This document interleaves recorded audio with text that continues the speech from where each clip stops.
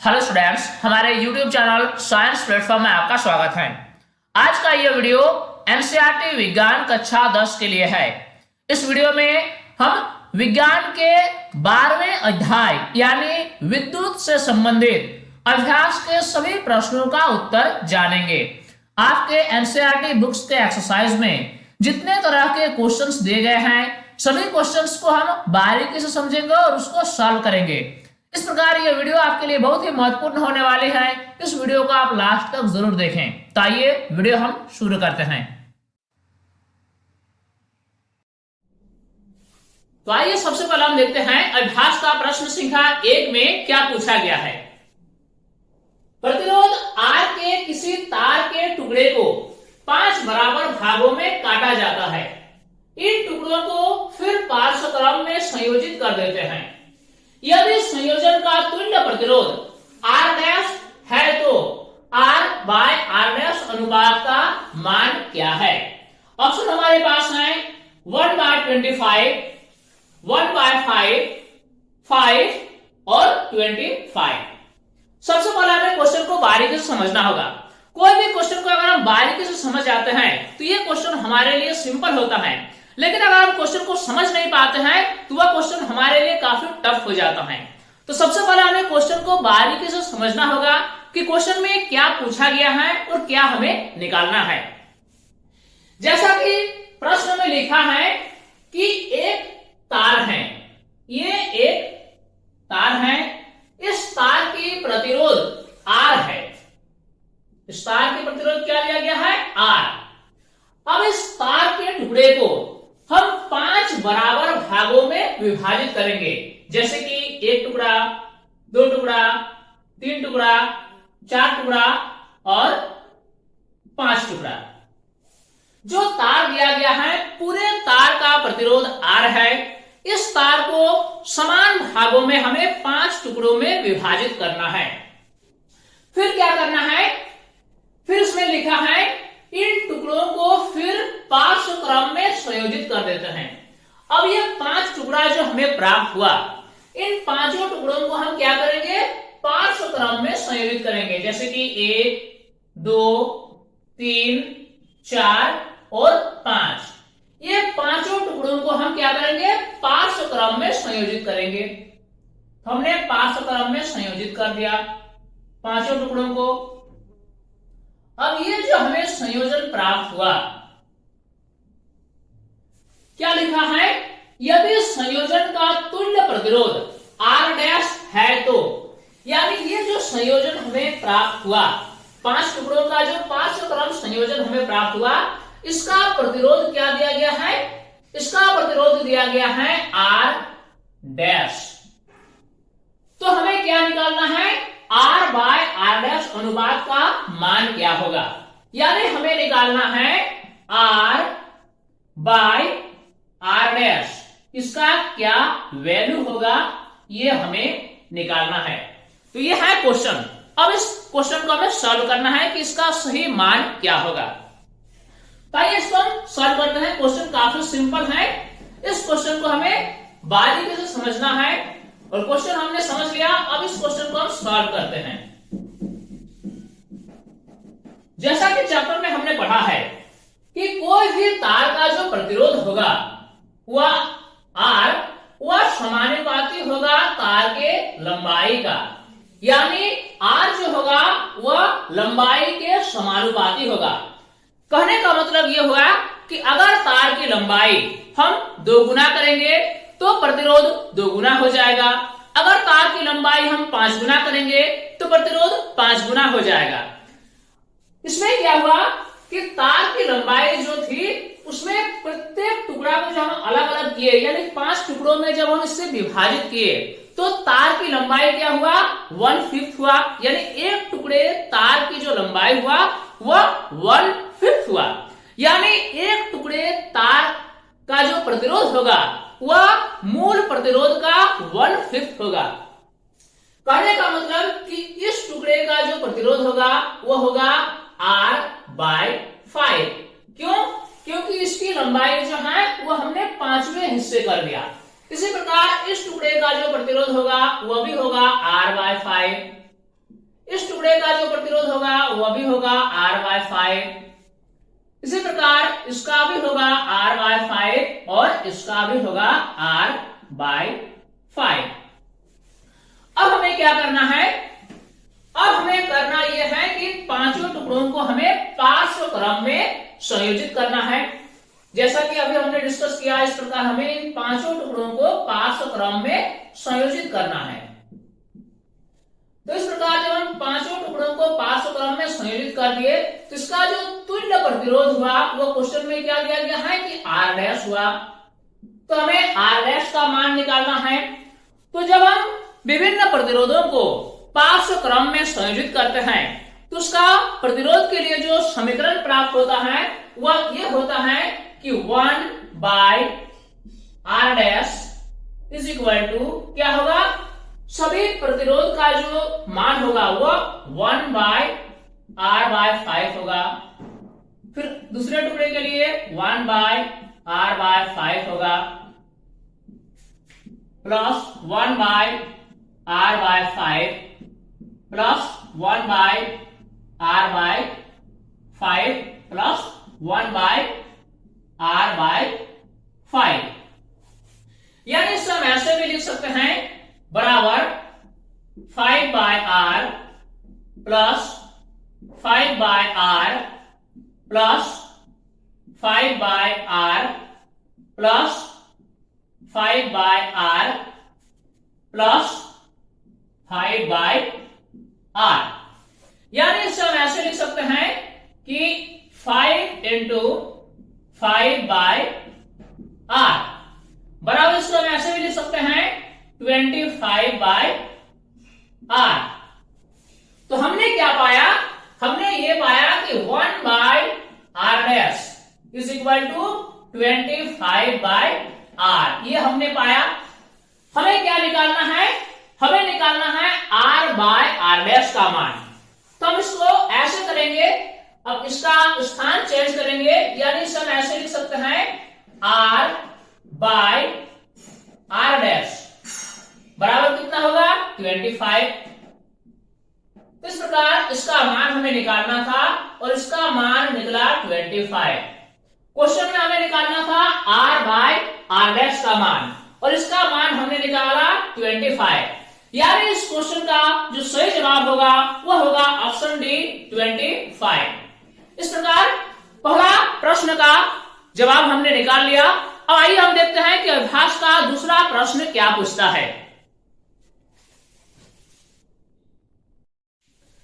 अब अगला प्रश्न देखेंगे, अभ्यास का प्रश्न संख्या 2। इस प्रश्न में पूछा गया है निम्न में से कौन सा पद विद्युत परिपथ में विद्युत शक्ति को निरूपित नहीं करता है। इसमें 4 ऑप्शन दिया गया है, I²R, IR², VI और फिर V²/R।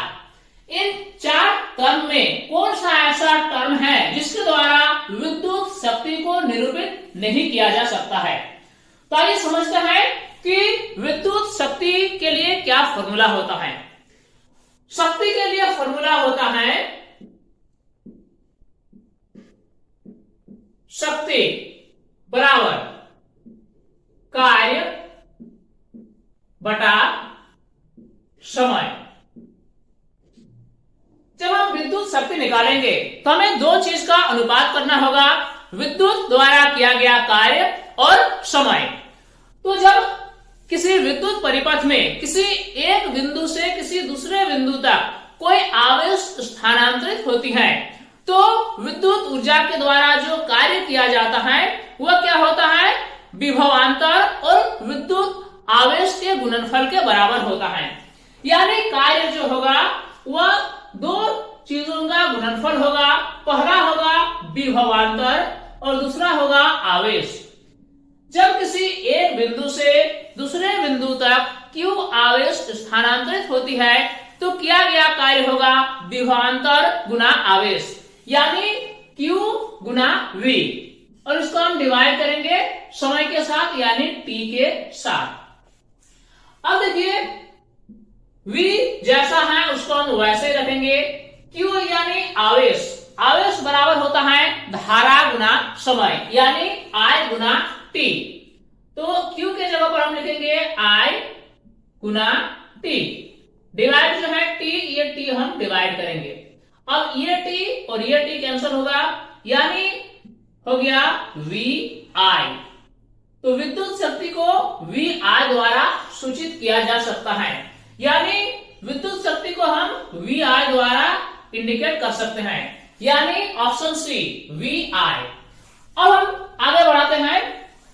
ये जो VI है इसको हम ऐसे भी लिख सकते हैं, क्योंकि ओम के नियम से हम क्या जानते हैं, ओम के नियम से हम जानते हैं V is equal to IR, यानी हम V के जगह पर IR लगाएंगे। जो V है इसके जगह पर हम लगाएंगे IR, और फिर यहां पर जो I है उस I को हम लिखेंगे, यानी इसको हम ऐसे लिख सकते हैं I स्क्वायर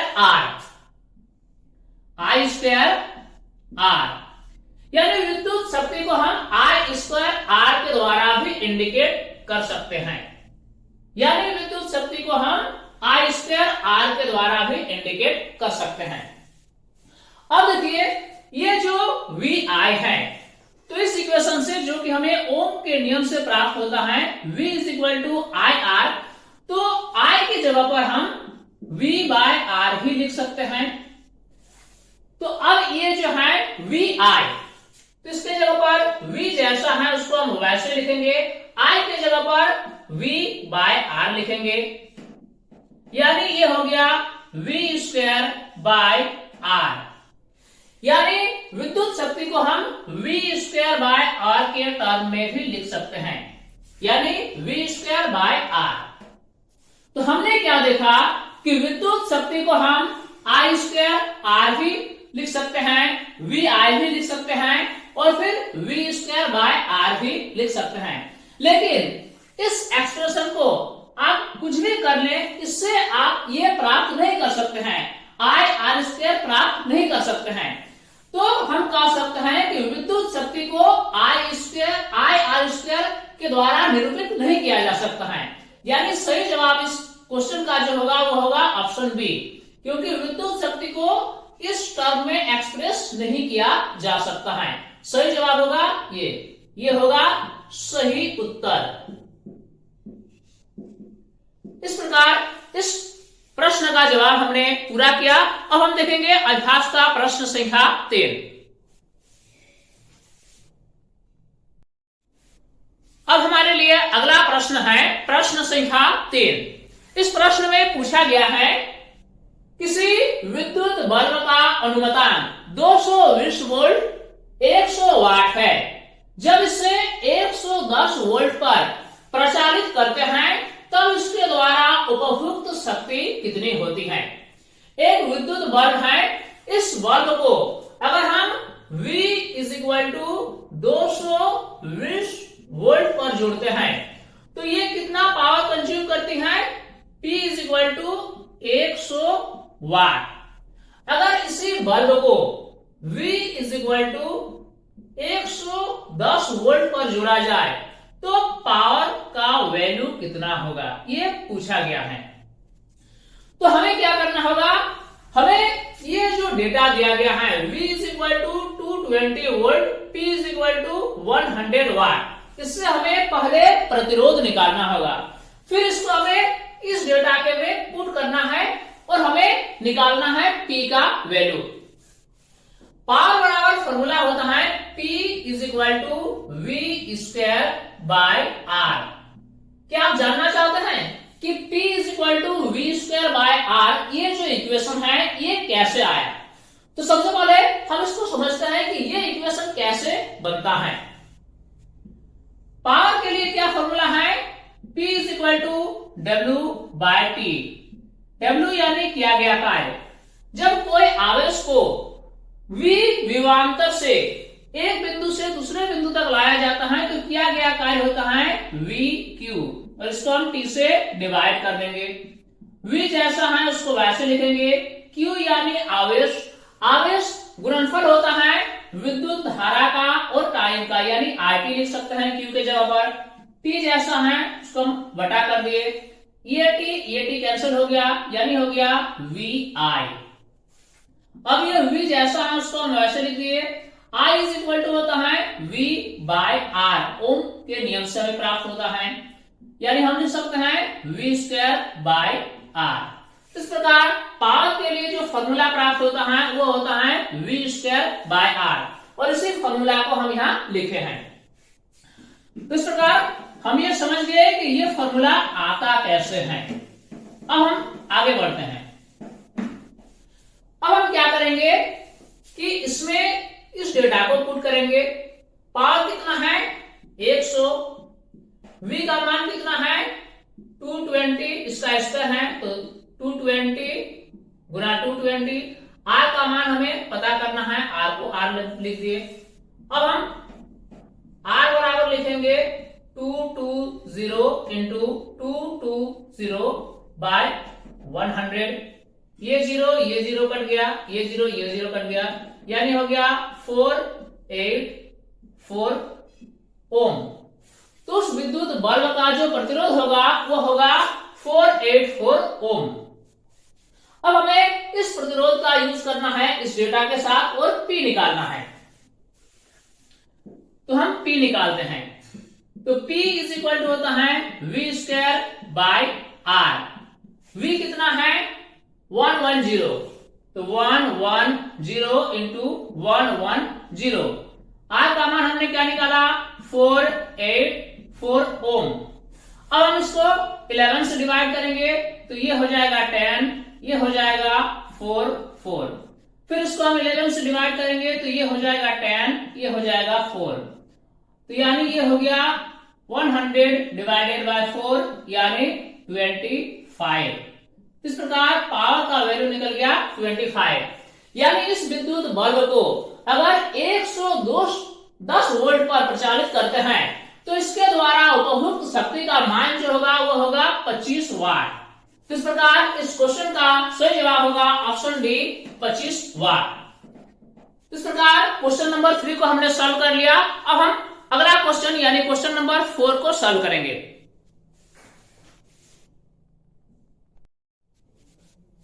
अब हम देखेंगे अभ्यास का प्रश्न संख्या 4। इस प्रश्न में पूछा गया है दो चालक तार जिनके पदार्थ लंबाई तथा व्यास समान है किसी विद्युत परिपथ में पहले श्रेणी क्रम में फिर पार्श्व क्रम में संयोजित किए जाते हैं। श्रेणी क्रम में तथा पार्श्व क्रम संयोजन में उत्पन्न ऊष्माओं का अनुपात क्या होगा। ऑप्शन हमारे पास है 1:2, 2:1, 1:4 या फिर 4:1। तो सबसे पहले आइए हम क्वेश्चन को समझने का प्रयास करते हैं कि क्वेश्चन में क्या दिया गया है और क्या हमें निकालना है। क्वेश्चन में जैसा कि है कि दो चालक तार जिनके पदार्थ लंबाई और व्यास समान है। इसमें क्या है कि दो चालक तार हैं, एक ये तार हुआ और दूसरा ये तार हुआ। इन दोनों तार की जो पदार्थ है यानी दोनों तार एक ही पदार्थ का बना हुआ है, पदार्थ भी समान है, इनकी लंबाई भी समान है। इस तार की जो लंबाई है इस तार की भी वही लंबाई है, साथ ही साथ इनका व्यास भी समान है, यानी दोनों तार की मोटाई भी समान है। तो अब हम इसमें देखेंगे कि जब इनकी पदार्थ लंबाई और व्यास तीनों समान है, इसका मतलब ये हुआ कि इस तार का जो प्रतिरोध होगा इस तार का भी वही प्रतिरोध होगा। अब हम कल्पना करते हैं कि इस तार की प्रतिरोध जो होगा वह R, तो इस तार की प्रतिरोध भी R होगी। कारण क्या है कि जैसा कि हम जानते हैं कि किसी भी तार की जो प्रतिरोध होती है R इज इक्वल टू होता है rho L by A। Rho depend करता है पदार्थ पर, L जो है लंबाई और A है उसका क्रॉस सेक्शनल एरिया यानी अनुप्रस्थ काट का क्षेत्रफल। तो ये तीनों टर्म जो हैं ये तीनों दोनों तार के लिए समान है, यानी दोनों तार का जो प्रतिरोध होगा वह एक समान होगा। इसीलिए इस तार का प्रतिरोध अगर हम R मान लेते हैं तो दूसरे तार का प्रतिरोध भी R हो जाएगा। अब इसमें क्या है कि इन दोनों तारों को पहले श्रेणी क्रम में जोड़ा जाता है, उसके बाद फिर पार्श्व क्रम में जोड़ा जाता है। तो दोनों स्थितियों में, यानी जब से श्रेणी क्रम में जोड़ा जाता है और फिर जब से पार्श्व क्रम में जोड़ा जाता है, तो दोनों स्थितियों में जो ऊष्मा होगी, जो उत्पन्न ऊष्मा होगी, उसका क्या अनुपात होगा। तो जब से श्रेणी क्रम में जोड़ा जाता है तो क्या होता है कि ये एक तार है, इस तार के साथ दूसरा तार हम श्रेणी क्रम में जोड़ दिए। तो जब दो तार को श्रेणी क्रम में जोड़ा जाता है तो उन संयोजन का जो तुल्य प्रतिरोध होगा वह दोनों प्रतिरोधों के योगफल के बराबर होगा, यानी पूरे तार की जो कुल प्रतिरोध होगी वह होगी 2R। तो जब श्रेणी क्रम में जोड़ा जाता है तो संयोजन का जो प्रतिरोध होगा वह होगा 2R। लेकिन इन दो तारों को जब पार्श्व क्रम में जोड़ा जाता है, यानी ये एक तार है और ये एक तार है, दोनों तारों को जब पार्श्व क्रम में जोड़ा जाता है तो इनका प्रतिरोध क्या होगा। मान लेते हैं संयोजन का प्रतिरोध अगर R' हो तो समीकरण क्या होता है 1/R' is equal to 1/R plus 1/R, यानी इससे हम लिख सकते हैं 2/R।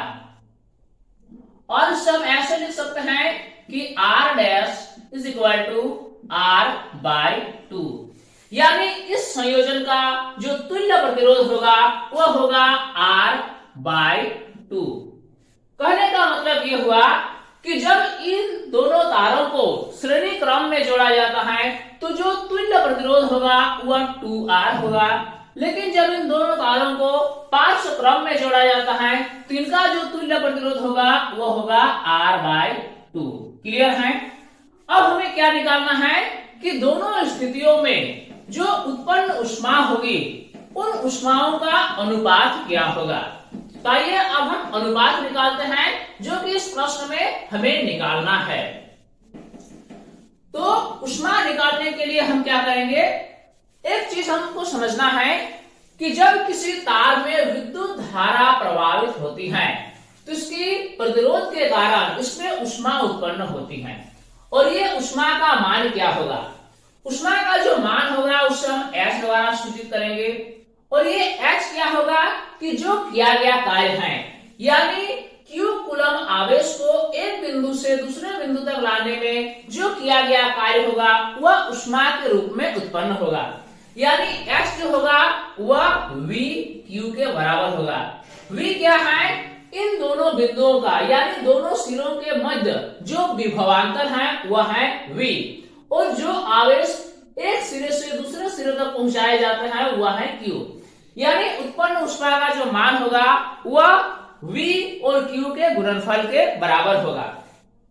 अब देखिए V के जगह पर हम V रखेंगे, Q क्या है, ये आवेश है, और आवेश दो चीजों का गुणनफल होता है, विद्युत धारा का और समय का, यानी IT। तो VIT हो गया। अब सब ऐसे लिख सकते हैं, V जैसा है उसको हम वैसे लिखे, I के जगह पर हम क्या लिखेंगे V/R, जो कि हमें ओम के नियम से पता चलता है। ओम का नियम बताता है V is equal to IR। इसी नियम से हम ये पता लगाए कि I की जगह पर हम लिख सकते हैं V/R, क्योंकि आप जानते हैं कि ओम का नियम बताता है V is equal to IR, यानी I बराबर हम लिख सकते हैं V/R। तो जहां I था वहां पर हमने V/R लिखा। अब T क्या है, ये है टाइम, यानी कितने समय तक विद्युत धारा प्रवाहित हो रही है। तो बराबर हमने क्या पाया, V और V हो गया, T जैसा है T वैसे रहा, डिवाइडेड बाय R, यानी किसी भी प्रतिरोधक तार से T समय के लिए अगर कोई आवेश प्रवाहित हो रही है तो उसमें उत्पन्न ऊष्मा का मान होगा V2T divided by R। V है दो सिरों के मध्य विभवांतर का मान, T है टाइम यानी कितने समय तक धारा प्रवाहित हो रही है, और I है उस तार का प्रतिरोध क्या है। कहने का मतलब ये हुआ कि H इज इक्वल टू हुआ V2T बाय R। अब हम क्या करेंगे, अब हम अनुपात निकालेंगे। हमने इक्वेशन क्या निकाला, H यानी उत्पन्न ऊष्मा is equal to V square P by R। तो पहली स्थिति में हम मान लेते हैं कि H1 ऊष्मा उत्पन्न हुआ, यानी जब इसे श्रेणी क्रम में जोड़ा जाता है तो H1 ऊष्मा उत्पन्न होता है। तो इसके जगह पर हम लिख सकते हैं V स्क्वायर गुना T और इसका जो प्रतिरोध है, प्रतिरोध क्या है, जब श्रेणी क्रम में जोड़ा जाता है तो प्रतिरोध हो जाता है 2R, यानी R के जगह पर हम 2R लिखेंगे। लेकिन जब इन दो तारों को आपस में पार्श्व क्रम में जोड़ा जाता है तो उस समय जो ऊष्मा उत्पन्न होती है उसको हम H2 मान लेते हैं। तो H2 इज इक्वल टू हम लिखेंगे V स्क्वायर T जैसा है उसको वैसे लिखेंगे, R यानी प्रतिरोध, तो उस संयोजन का जो प्रतिरोध होगा वो हम लिखेंगे। तो जब पार्श्व क्रम में जोड़ा जाता है तो प्रतिरोध हो जाता है तुल्य प्रतिरोध R बाय 2, यानी इसके जगह पर हम लिखेंगे R बाय 2। इसको हम ऐसे लिख सकते हैं V square T by R, ये डिवाइड का चिन्ह है, ये 2 हो जाएगा। कहने का मतलब कि पहली स्थिति में उत्पन्न ऊष्मा का मान ये होगा और दूसरी स्थिति में उत्पन्न ऊष्मा का मान ये होगा। अब ये दोनों टर्म का जो अनुपात होगा वही हमारा उत्तर होगा। तो यानी अब हम इसको लिख सकते हैं, चूंकि हम जगह बनाते हैं, यानी हमें निकालना है H1 बाय H2। H1 का मान हमने निकाला क्या, V square T divided by 2R, और अनुपात करना है H2 का मान, यानी V square T into 2 by R, बराबर का चिन्ह लगाएंगे V square T bye 2R। अब ये डिवाइड का जो चिन्ह है इसको हम गुना में बदलेंगे तो फिर R ऊपर हो जाएगा और ये V स्क्वायर T गुना 2 ये नीचे आएगा। V स्क्वायर T और V स्क्वायर T आपस में कैंसिल आउट हो जाएगा, R और R कैंसिल आउट हो जाएगा, बराबर क्या होगा 1 बाय 4, 2 और 2 गुना करेंगे तो 4 आएगा, यानी H1 बाय H2 का मान जो होगा वो 1 बाय 4 होगा। यानी श्रेणी क्रम में और पार्श्व क्रम संयोजन में जो उत्पन्न ऊष्माओं का मान होगा वह होगा 1:4, यानी सही जवाब जो होगा वो होगा ऑप्शन सी 1:4। इस प्रकार इस वीडियो में हमने पूरे क्वेश्चन को सॉल्व किया। अब हम अगली प्रश्न देखेंगे। अब हमारे लिए अगला प्रश्न है अभ्यास का प्रश्न संख्या 5। इस प्रश्न में पूछा गया है किसी विद्युत परिपथ में दो बिंदुओं के बीच विभवांतर मापने के लिए वोल्टमीटर को किस प्रकार संयोजित किया जाता है। किसी भी विद्युत परिपथ में जब हमें वोल्टमीटर को जोड़ना होता है तो इसे किस क्रम में जोड़ा जाता है, इसका उत्तर होगा पार्श्व क्रम में। अब जरा इससे हम विस्तार से समझने का प्रयास करते हैं। अब इस चित्र की मदद से हम इसे समझेंगे। इस प्रश्न के उत्तर में आपको ये चित्र बनाना नहीं है, बल्कि इसका उत्तर सिर्फ लिखना है पार्श्व क्रम में। ये चित्र हम बना रहे हैं सिर्फ समझने के दृष्टिकोण से। इसमें एक विद्युत परिपथ दर्शाया गया है, इसमें एक बैटरी लगी हुई है, एक बल्ब है, एक कुंजी है, एक एमीटर लगी हुई है और एक वोल्टमीटर लगी हुई है। एमीटर का कार्य क्या है? एमीटर एक ऐसा विद्युत यंत्र है जो किसी विद्युत परिपथ में धारा की मान को मापता है, जबकि वोल्टमीटर का काम क्या है कि किसी विद्युत परिपथ के किन्हीं दो बिंदुओं के मध्य जो विभवांतर होता है उस विभवांतर को वोल्टमीटर मापता है। जैसा कि इस चित्र में बिंदु X और बिंदु Y के मध्य जो विभवांतर का मान होगा इसको नापने के लिए वोल्टमीटर V को लगाया गया है।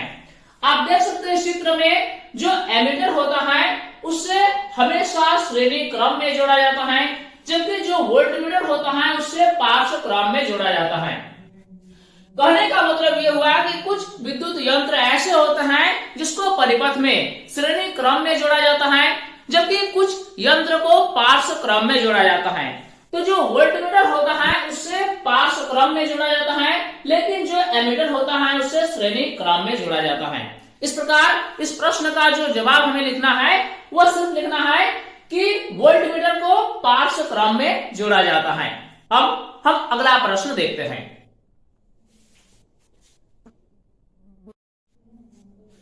अब हमारे लिए अगला प्रश्न है प्रश्न संख्या 6। इस प्रश्न में पूछा गया है किसी तांबे के तार का व्यास 0.5 मिलीमीटर तथा प्रतिरोधकता 1.6 इंटू 10⁸ ओम मीटर है। 10 ओम प्रतिरोध का प्रतिरोधक बनाने के लिए कितने लंबे तार की आवश्यकता होगी? यदि इससे दोगुने व्यास का तार लें तो प्रतिरोध में क्या अंतर आएगा? प्रश्न में दिया गया है कि एक तांबे की तार है और इस तांबे के तार का व्यास दिया गया है 0.5 मिलीमीटर। हमें यह बताना है कि इस तार की कितनी लंबाई हमें लेनी चाहिए ताकि पूरे तार की जो प्रतिरोध होगा वह 10 ओम के बराबर होगा। अब तांबे की जो प्रतिरोधकता है वह इस क्वेश्चन में दिया गया है और उसका मान है 1.6 इंटू 10⁸ ओम मीटर। तो हमें तांबे के तार की लंबाई निकालना है। साथ ही साथ इस प्रश्न में यह भी पूछा गया है कि अगर इससे दोगुने व्यास का तार लें तो प्रतिरोध में क्या अंतर आएगा? अगर हम तार की व्यास को दोगुना कर दें यानी दोगुने मोटाई का तार लें तो इसके प्रतिरोध में क्या अंतर आएगा, यानी प्रतिरोध कितना होगा? अब आइए इस क्वेश्चन को हम सॉल्व करते हैं। सबसे पहले हम ये पता करते हैं कि इस क्वेश्चन में हमें क्या दिया गया है।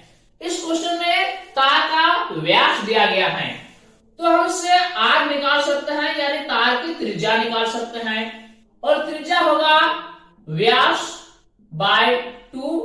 व्यास दिया गया है 0.5 मिलीमीटर। इसको हम 2 से डिवाइड करेंगे यानी इसका मान निकलेगा 0.25 मिलीमीटर। तार का जो त्रिज्या है वह है 0.25 मिलीमीटर, यानी क्वेश्चन में ये दिया गया है। साथ ही साथ ये भी दिया गया है कि जो प्रतिरोधकता है तांबे का जिसको रो द्वारा सूचित किया जाता है यानी जिसे P की तरह ही लिखा जाता है लेकिन इसे रो पढ़ा जाता है और इसका मान दिया गया है 1.6 इंटू 10⁻⁸ ओम मीटर, क्योंकि प्रतिरोधकता का एसआई मात्रक ओम मीटर होता है। इसके अलावा यह भी दिया गया है कि तार की जो प्रतिरोध होगा वह कितना होना चाहिए? 10 ओम होना चाहिए। तो हमें तार की लंबाई निकालना है यानी L कितना होगा ये हमें निकालना है। तो चूंकि हम जानते हैं कि एक समीकरण होता है R is equal to rho into L by A। इस इक्वेशन को हम ऐसे भी लिख सकते हैं कि L is equal to RA by rho. अब इसमें हम क्या करेंगे? L निकालेंगे तो L के लिए हमें R, A और रो तीनों का मान क्या प्राप्त है तो ये हम तीनों पुट करेंगे और फिर इसको निकालेंगे। अब R का जो मान है वह है 10। जितने सारे पैरामीटर्स दिए गए हैं सभी को हमें ऐसा यूनिट में लिखना है। प्रतिरोध का मान है 10, वह ओम में दिया गया है। इसके अलावा जो A है यानी क्रॉस सेक्शनल एरिया तार के अनुप्रस्थ काट का क्षेत्रफल और इसके लिए फॉर्मूला होता है पाई आर स्क्वायर। डिवाइड करेंगे रो के साथ यानी प्रतिरोधकता के साथ और इसका मान है 1.6 इंटू 10⁻⁸। अब हम क्या करेंगे? 10 जैसा है उसको वैसे लिखेंगे। पाई का मान है 3.14 और आर का मान दिया गया है 0.25 मिलीमीटर। इसको हमें मीटर में बदलकर लिखना है। तो जब इसे हम मीटर में बदलेंगे इसमें 10⁻³ गुना करना होगा यानी R का जो मान होगा वो होगा 0.25 इंटू 10⁻³ इसका हम स्क्वायर करेंगे। अब डिवाइड करेंगे 1.6 इंटू 10⁻⁸ के साथ। अब हम बराबर लिखेंगे, 10 जैसा है उसको वैसे लिखेंगे, 3.14 जैसा है उसको हम वैसे लिखेंगे। चूंकि इसका स्क्वायर है तो 0.25 गुना 0.25 लिखेंगे।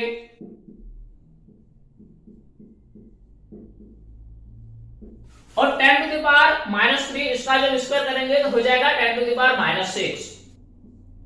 10⁻⁶। अब इसको हम डिवाइड करेंगे 1.6 इंटू 10⁻⁸। 1.6 इंटू 10⁻⁸। ये जो रेडियस दिया गया था तार का वो मिलीमीटर में था, इससे हमें मीटर में कन्वर्ट करके ही लिखना है। कारण क्या है कि जब सारे पैरामीटर्स को हम SI यूनिट में लिख रहे हैं तो हमें जो इसकी त्रिज्या है उससे भी हमें SI यूनिट में कन्वर्ट करके ही लिखना है, यानी इससे हमें मीटर में बदल के ही लिखना है। अगर इससे हम मीटर में बदल कर नहीं लिखेंगे तो फिर आंसर नहीं आएगा।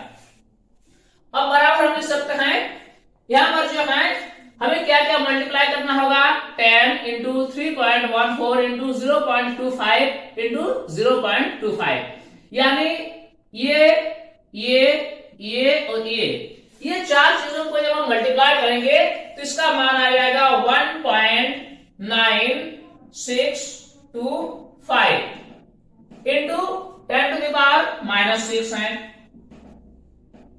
-6 डिवाइड करेंगे 1.6 है। अब यहां पर गुना है 10⁻⁸, इसको जब हम ऊपर चढ़ाएंगे तो हो जाएगा 10⁻+8।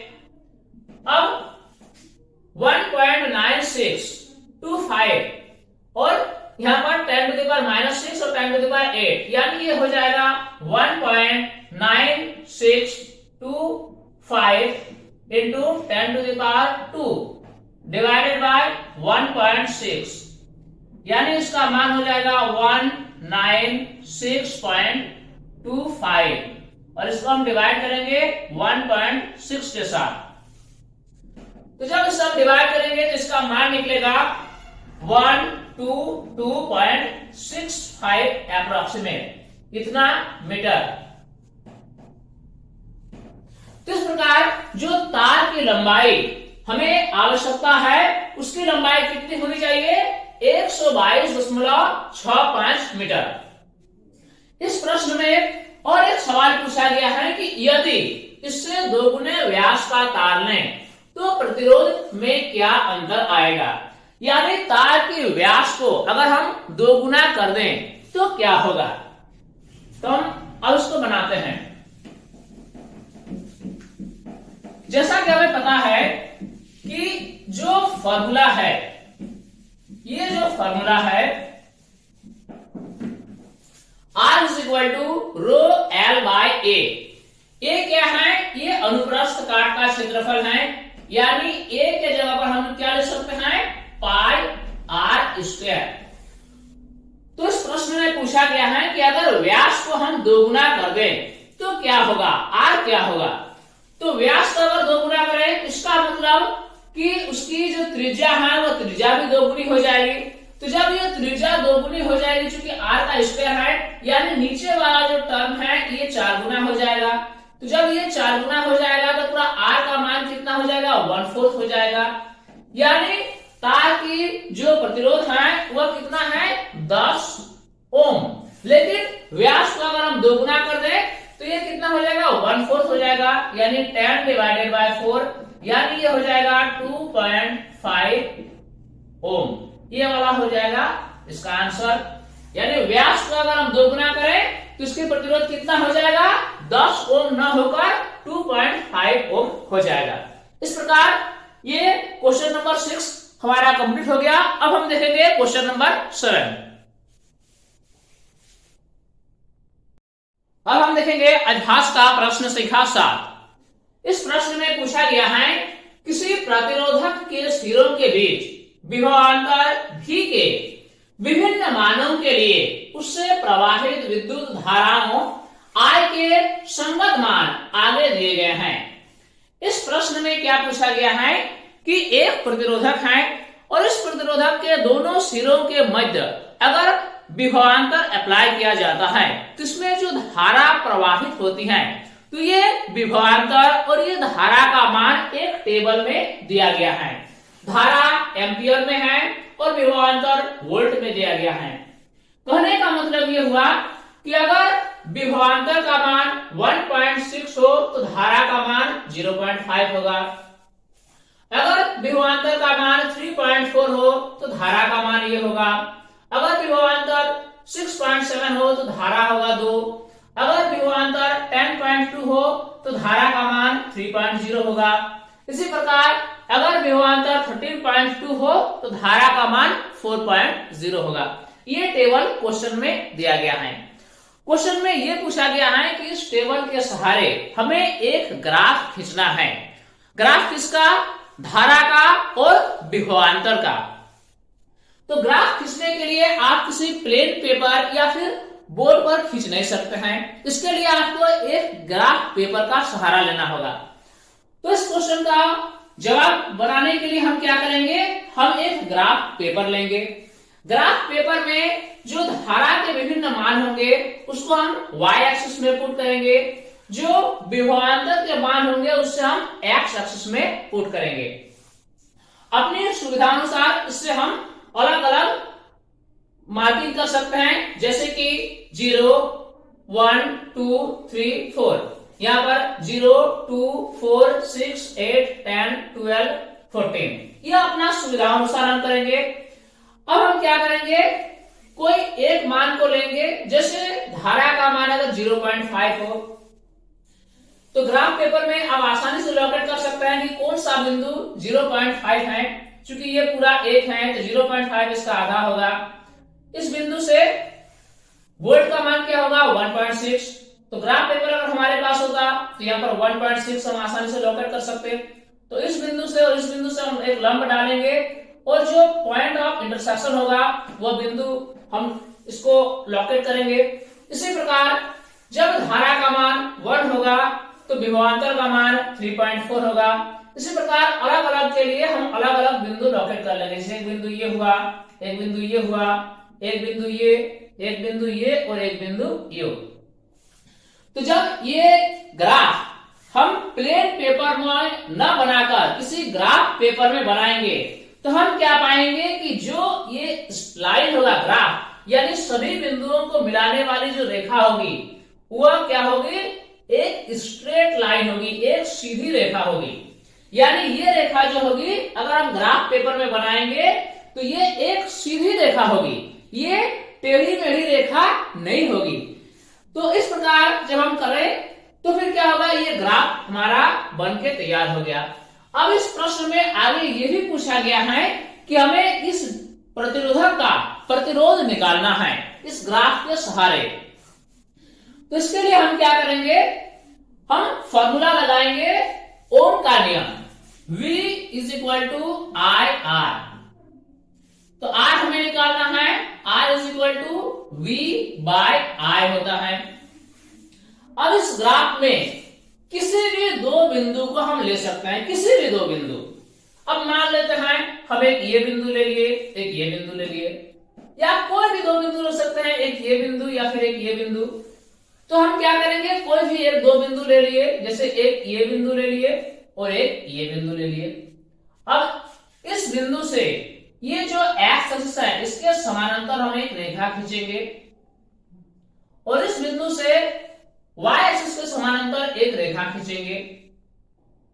अब हम क्या करेंगे? ये जो है ये I का मान हुआ और ये V का मान हुआ, यानी यहां से यहां तक की जो लंबाई होगी वह V को दर्शाएगी और यहां से यहां तक की जो लंबाई होगी वह I को दर्शाएगी। यानी I बराबर हमारा कितना होगा? ये है 3, ये है 1, यानी I = हो गया हमारा 2। अब ये लंबाई हमें निकालना है, तो यहां से यहां तक की लंबाई है 10.2 और यहां से यहां तक की लंबाई है कितना? 3.4। यानी v इज इक्वल टू हो जाएगा 10.2 माइनस 3.4। अब हमें r निकालना है, तो r बराबर क्या होता है v बाय i, यानी r इज इक्वल टू हमें निकालना है तो v बाय i। तो v का मान कितना है 10.2 माइनस 3.4, यानी 10.2 माइनस 3.4 और i का मान है 2। अब 10.2 में 3.4 हम घटाएंगे, तो 10.2 में 3.4 हम घटाएंगे तो कितना हो जाएगा 6.8, यानी 6.8 बाय 2, यानी ये हो जाएगा 3.4। तो R का मान जो होगा वह 3.4 ओम, ये हुआ आंसर। तो इस प्रतिरोधक का जो मान होगा वह 3.4 ओम होगा, और इसको निकालने के लिए हम किसी भी दो बिंदु का सहारा ले सकते हैं। हम इस बिंदु या इस बिंदु का भी ले सकते हैं, इस बिंदु या फिर इस बिंदु का भी ले सकते हैं।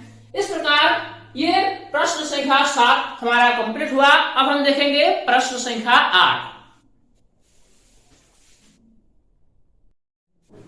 अब हम देखेंगे अभ्यास का अगला प्रश्न, यानी प्रश्न संख्या 8। इस प्रश्न में पूछा गया है किसी अज्ञात प्रतिरोध के प्रतिरोधक के सिरों से 12 वोल्ट की बैटरी को संयोजित करने पर परिपथ में 2.5 मिली एम्पियर विद्युत धारा प्रवाहित होती है। प्रतिरोधक का प्रतिरोध परिकलित कीजिए। क्वेश्चन में दिया गया है कि एक अज्ञात प्रतिरोध के प्रतिरोधक हैं। ये एक प्रतिरोधक है, इसकी प्रतिरोध क्या है ये मालूम नहीं है। जब इसके दोनों सिरों के मध्य 12 वोल्ट का बैटरी जोड़ा जाता है तो इसमें जो विद्युत धारा प्रवाहित होती है वह है 2.5 मिली एम्पियर। तो हमें क्या निकालना है, किसकी प्रतिरोध क्या है, यानी हमें निकालना है R इज इक्वल टू 5। तो इसके लिए हम क्या करेंगे, ओम का नियम लगाएंगे। हम लिखेंगे ओम के नियम से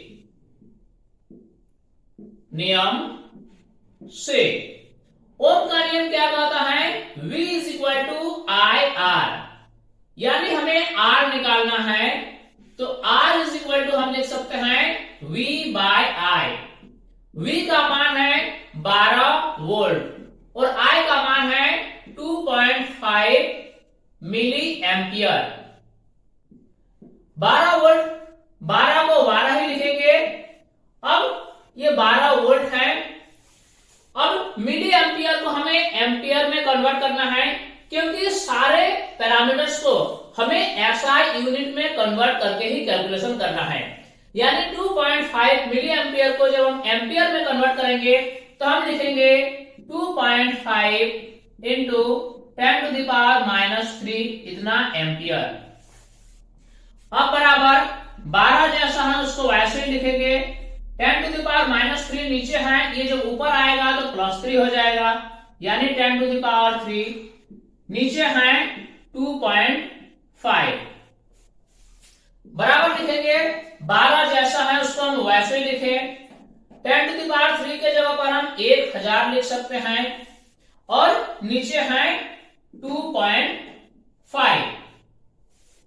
अब हम क्या करेंगे, 2.5 और 1000 को आपस में काटेंगे तो ये हो जाएगा 400, यानी इसका मान हो जाएगा 12 गुना 400, यानी 4800।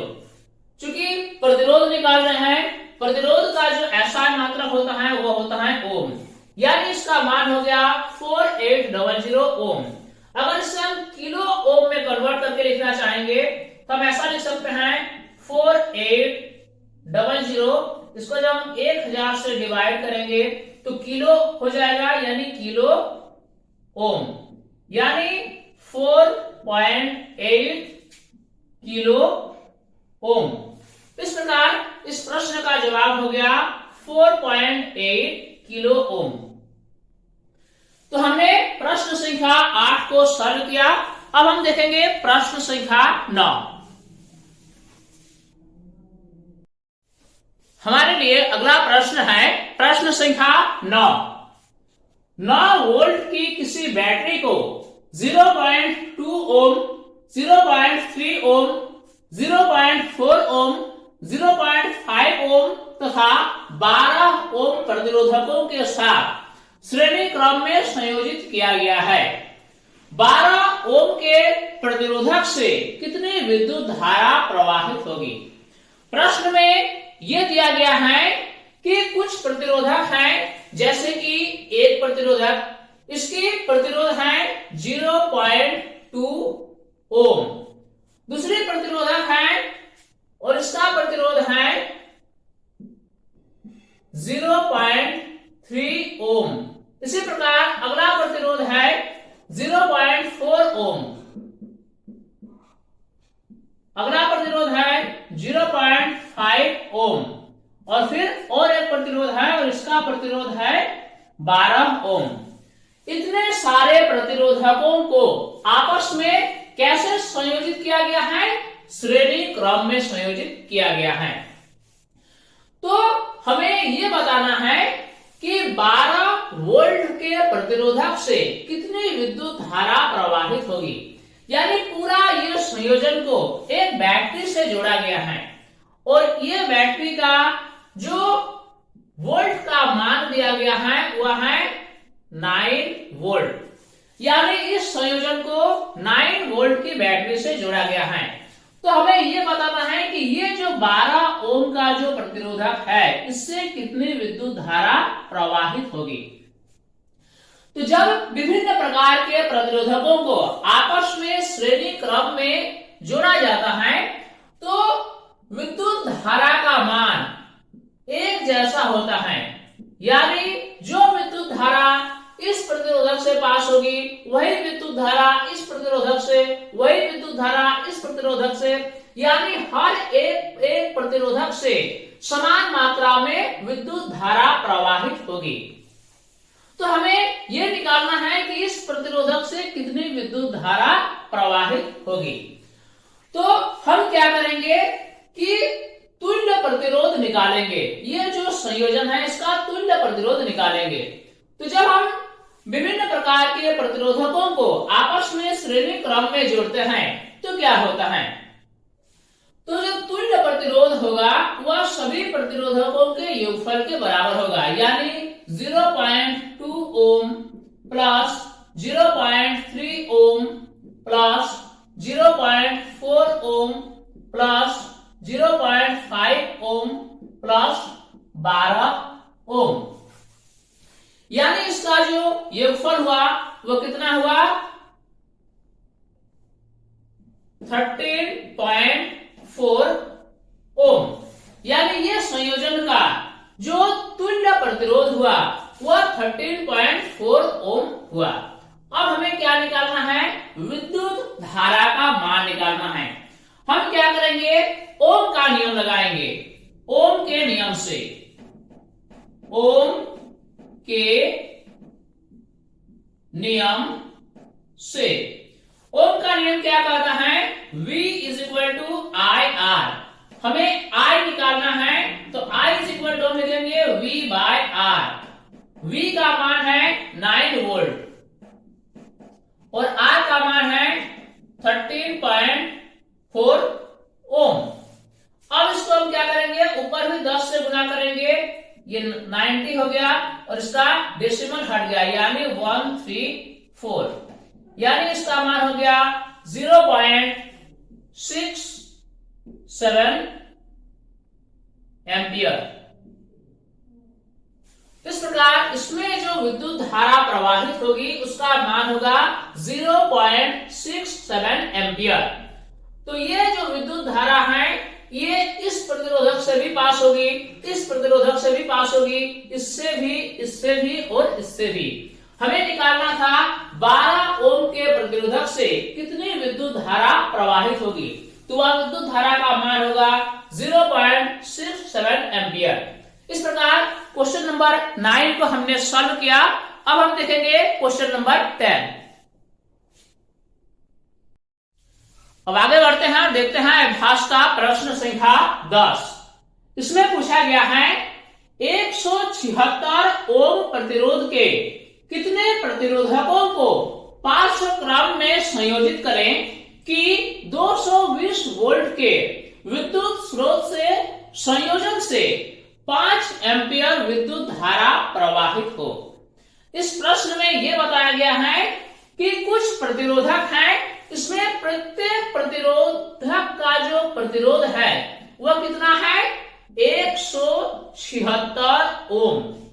तो हमें इस प्रकार के कितने प्रतिरोधकों को लेकर उन्हें पार्श्व क्रम में संयोजित करना है ताकि पूरे संयोजन को जब 220 वोल्ट के साथ जोड़ा जाए तो उसमें जो विद्युत धारा प्रवाहित होगी वह 5 एम्पियर की होगी। तो आइए इस प्रश्न को हम सॉल्व करते हैं। हम क्या करेंगे, हम लिखेंगे इसमें कि मान लिया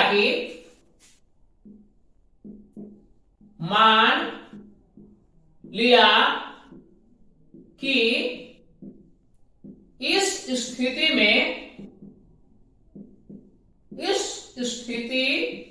में कुल n प्रतिरोधकों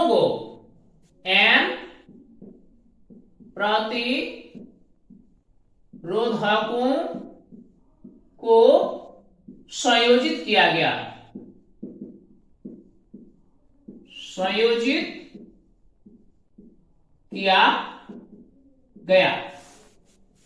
अब देखिए जब विभिन्न प्रकार के प्रतिरोधकों को आपस में पार्श्व क्रम में संयोजित किया जाता है तो जो तुल्य प्रतिरोध होता है उससे अगर हम R द्वारा सूचित करते हैं तो हम क्या लिखते हैं 1/R is equal to 1/R1 plus 1/R2। इस प्रकार हम लिखते हैं। इस प्रकार जितने प्रतिरोधकों को हम आपस में जोड़ते हैं उसको लिखते हैं।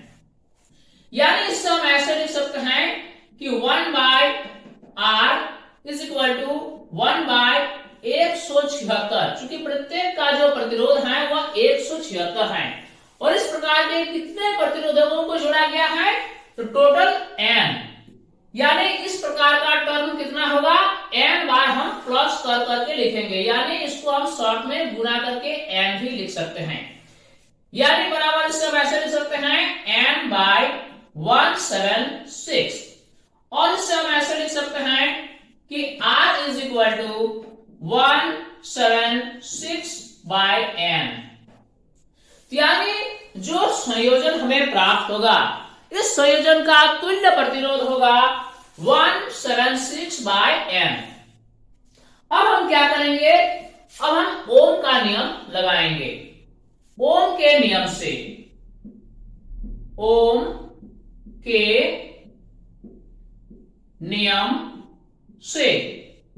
का नियम क्या बोलता है V is equal to IR।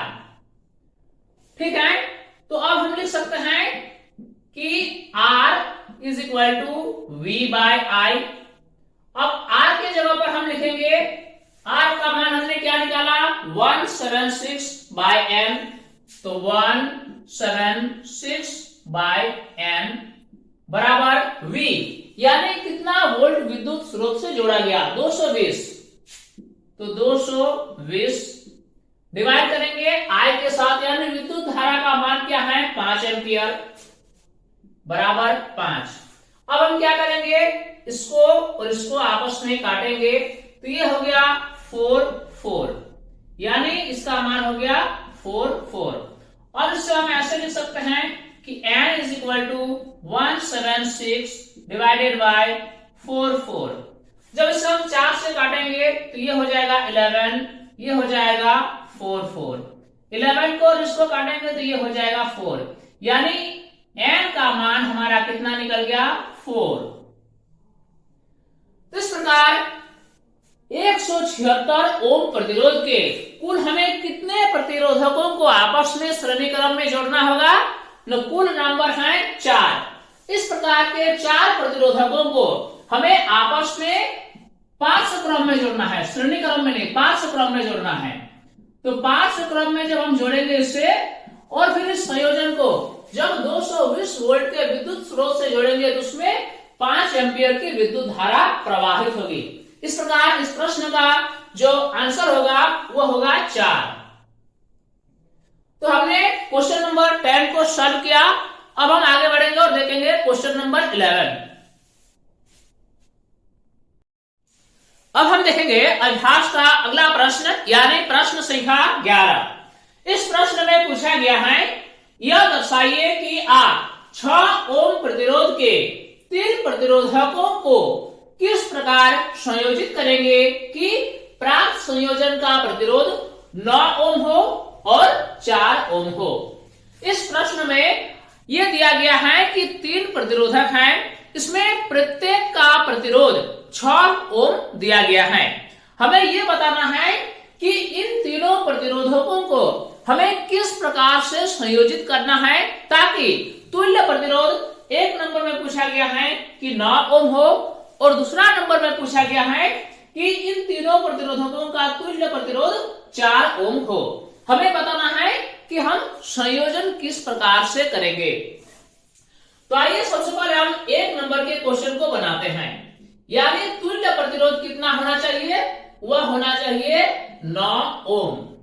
तो ये 6 ओम वाले 3 प्रतिरोध हमें लेना है और इनको इस प्रकार से संयोजित करना है ताकि पूरे संयोजन का जो तुल्य प्रतिरोध होगा वह 9 ओम हो। इसके लिए सबसे पहले हम क्या करेंगे, हम 2 प्रतिरोधक लेंगे, 1 2। अब ये दोनों प्रतिरोधकों को हम किस प्रकार से जोड़ेंगे, ये पार्श्व क्रम में जोड़ेंगे। ये दोनों प्रतिरोधकों को हम पार्श्व क्रम में जोड़ दिए। इस प्रतिरोधक का प्रतिरोध भी 6 ओम है और इसका भी प्रतिरोध 6 ओम है। जब इसे हम पार्श्व क्रम में जोड़ते हैं तो क्या होता है, इसका तुल्य प्रतिरोध क्या होगा। तो पार्श्व क्रम में जब हम जोड़ेंगे तो तुल्य प्रतिरोध अगर R हो तो हम लिख सकते हैं 1/R = 1/6 प्लस 1/6, यानी इससे हम लिख सकते हैं 2/6 यानी 1/3। तो हम कह सकते हैं कि R = 3 ओम, यानी इसका जो तुल्य प्रतिरोध होगा वह कितना होगा, 3 ओम का होगा।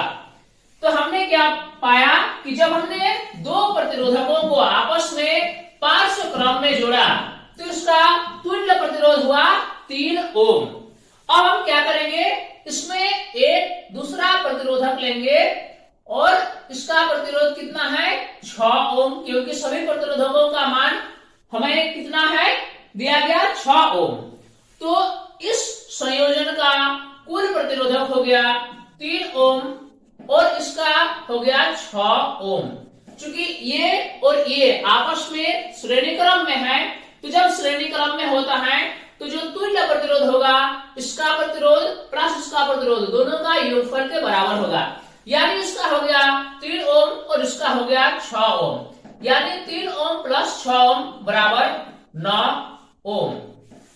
इस प्रकार हम कह सकते हैं कि 6 ओम वाले प्रतिरोधकों को अगर हम इस प्रकार से संयोजित करेंगे तो जो तुल्य प्रतिरोध होगा वह कितना होगा, 9 ओम होगा। इस प्रकार पहला प्रश्न का उत्तर हमें मिल गया। अब हमें देखना है दूसरा, यानी जो तुल्य प्रतिरोध होगा वो कितना होना चाहिए, वह होना चाहिए 4 ओम। अब हमें 3 प्रतिरोधक लेना है 6 ओम वाले और उनको इस प्रकार से संयोजित करना है ताकि पूरे संयोजन का जो प्रतिरोध होगा, तुल्य प्रतिरोध होगा, वह 4 ओम होना चाहिए।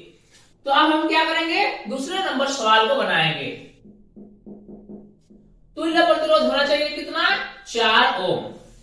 इसके लिए हम क्या करेंगे, पहले एक प्रतिरोधक लेंगे, इसका प्रतिरोध कितना दिया गया है, 6 ओम। फिर हम दूसरे एक प्रतिरोधक लेंगे और इसको हम श्रेणी क्रम में जोड़ेंगे, यानी इसका जो प्रतिरोध है वो अभी 6 ओम दिया गया है। तो इसको और इसको जब हम आपस में श्रेणी क्रम में जोड़े तो इसका जो तुल्य प्रतिरोध होगा वो कितना होगा, 12 ओम होगा। अब हम क्या करेंगे, इसके साथ एक दूसरे प्रतिरोधक लेंगे 6 ओम वाले और उसको हम पार्श्व क्रम में जोड़ेंगे। इसका प्रतिरोधक है, इसका है 6 ओम। अब इससे हम क्या किए, इससे हम पार्श्व क्रम में जोड़ दिए। तो अब हम क्या देख रहे हैं कि इसको और इसको आपस में श्रेणी क्रम में जोड़ा गया है, यानी इन दोनों का जो तुल्य प्रतिरोध होगा वह 12 ओम होगा और ये है 6 ओम। तो हम ऐसे कह सकते हैं कि हमारे पास दो प्रतिरोधक हैं, एक का मान है 12 ओम और एक का मान है 6 ओम। यानी सब ऐसे भी समझ सकते हैं कि हमने दो प्रतिरोधकों को आपस में पार्श्व क्रम में जोड़ा, एक का मान है 12 ओम और एक का मान है 6 ओम। तो जब हम इसका तुल्य प्रतिरोध निकालेंगे तो तुल्य प्रतिरोध जब हम निकालेंगे पार्श्व क्रम के लिए तो 1/R हम लिखेंगे 1/12 प्लस 1/6। अब क्या होगा, 12 और 6 का एलसीएम 12 हो जाएगा, ये 1 प्लस 2 यानी 3/12 यानी 1/4। तो हम लिख सकते हैं कि R इज इक्वल टू 4 ओम। कहने का मतलब यह हुआ कि ये पूरा जो संयोजन है, इस पूरा संयोजन का जो तुल्य प्रतिरोध होगा, यानी इस बिंदु से इस बिंदु तक का जो तुल्य प्रतिरोध होगा वह कितना होगा, वह होगा 4 ओम। इसका तुल्य प्रतिरोध होगा 4 ओम, जो कि हमें निकालना था। इस प्रकार हमने इस प्रश्न का यानी प्रश्न संख्या 11 के एक नंबर और दूसरे नंबर सवाल को सॉल्व किया। हमें 9 ओम कैसे निकालना है ये भी हमने देखा, हमें 4 ओम कैसे प्राप्त करना है ये भी हमने सीखा। अब हमें अगला प्रश्न देखना है और अगला प्रश्न अब हम देखेंगे प्रश्न संख्या 12। अब अगला है प्रश्न संख्या 12। इसमें पूछा गया है 220 वोल्ट की विद्युत लाइन पर उपयोग किए जाने वाले बहुत से बल्बों का अनुमतांक 10 वाट है। यदि 220 लाइन से अनुमत अधिकतम विद्युत धारा 5 एम्पियर है तो इस लाइन के दो तारों के बीच कितने बल्ब पार्श्व क्रम में संयोजित किए जा सकते हैं। प्रश्न में यह बताया गया है कि जो विद्युत बल्बों का उपयोग किया जा रहा है इसका शक्ति दिया गया है 10 वाट और इन सभी बल्बों को 220 वोल्ट की विद्युत लाइन पर उपयोग किया जा रहा है।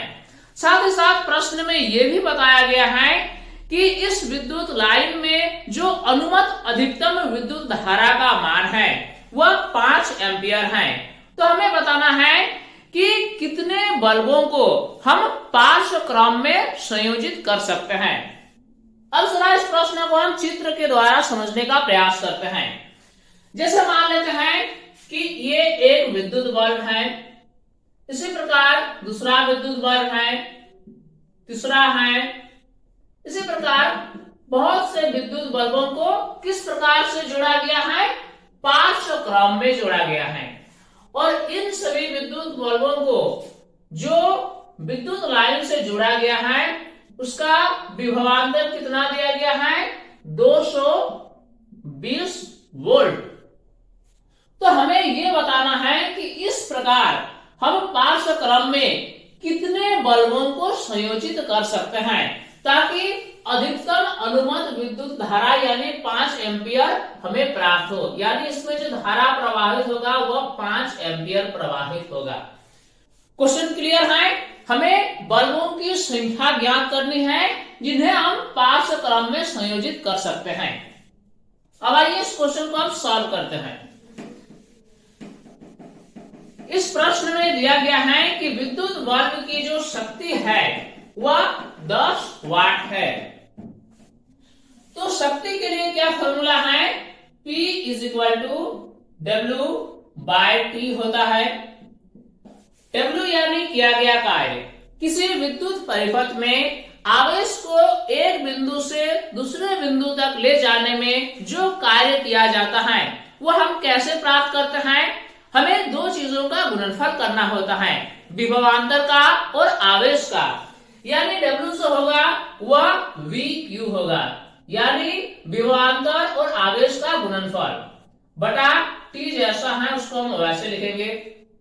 V के जगह पर हम V लगाएंगे, Q यानी आवेश, आवेश होता है धारा और समय का गुणनफल यानी IT, नीचे T है, T को T लीजिए। अब ये T कट गया यानी VI प्राप्त हुआ। तो हमने क्या पाया कि विद्युत शक्ति बराबर होता है VI यानी विभवांतर गुना विद्युत धारा। इस प्रकार इसी समीकरण का हम उपयोग करेंगे और हम आगे बढ़ेंगे। यानी होता है क्या कि P is equal to VI। तो हमें सबसे पहले क्या करना है कि जो हम अलग अलग बल्बों को पार्श्व क्रम में जोड़ रहे हैं तो किसी एक बल्ब से कितनी धारा प्रवाहित हो रही है ये हमें निकालना है। तो हमें पहले I निकालना है, तो I इज इक्वल टू होगा P बाय V। P का मान यानी विद्युत शक्ति का मान एक बल्ब का दिया गया है 10 वाट, तो हमें P के जगह पर 10 वाट लिखना है। V यानी कितने विद्युत वोल्ट पर इसे लगाया गया है, ये है 220 वोल्ट, तो यहां पर हम 220 वोल्ट लिखेंगे। 0 0 कट जाएगा यानी 1/22 इतना आया। ये क्या है? ये विद्युत धारा का मान है यानी ये एम्पियर है।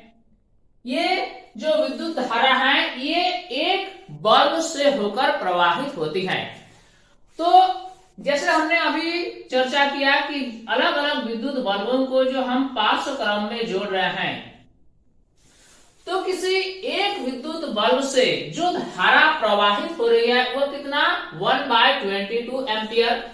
तो इस प्रकार से हमें कितने बल्बों को हम जोड़ सकते हैं ताकि जो टोटल विद्युत धारा होगी वह 5 एम्पियर की होगी।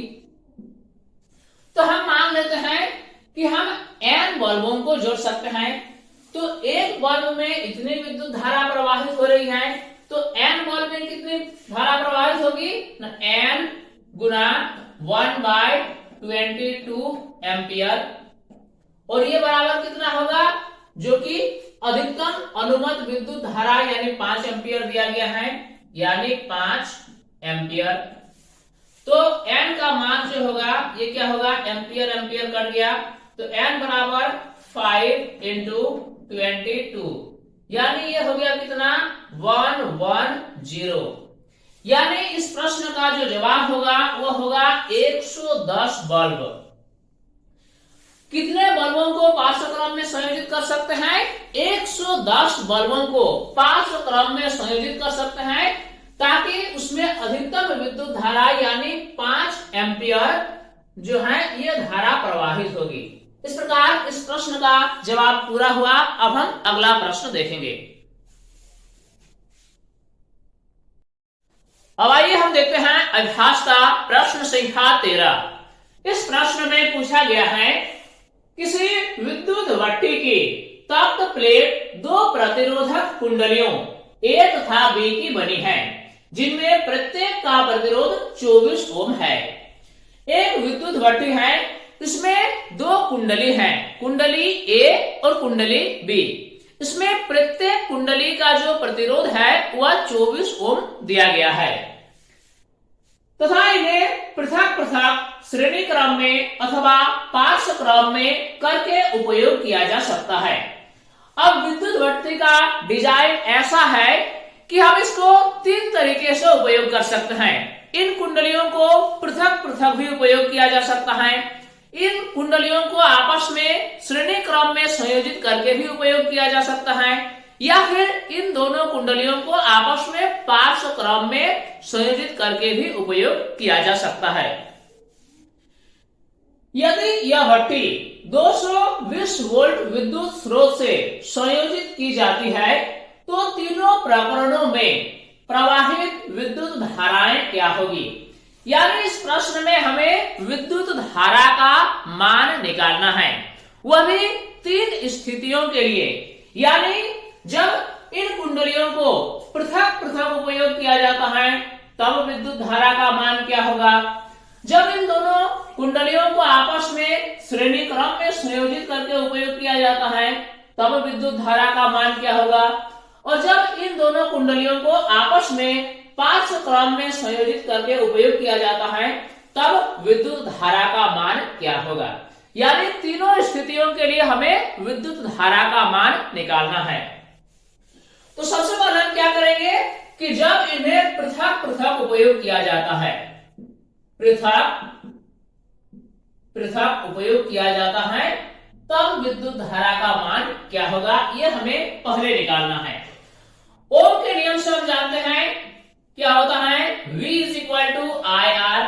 हमें I निकालना है तो I इज इक्वल टू हम लिख सकते हैं V बाय R।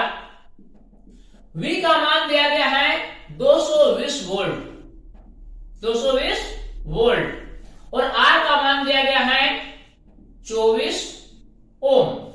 अब 220 और 24 को हम आपस में काटेंगे, तो जब इसे हम 4 से काटेंगे तो ये हो जाएगा 6 और ये हो जाएगा 55, यानी 55 डिवाइडेड बाय 6, और इसका मान कितना होगा, इसका मान होगा 9.16, 9.16।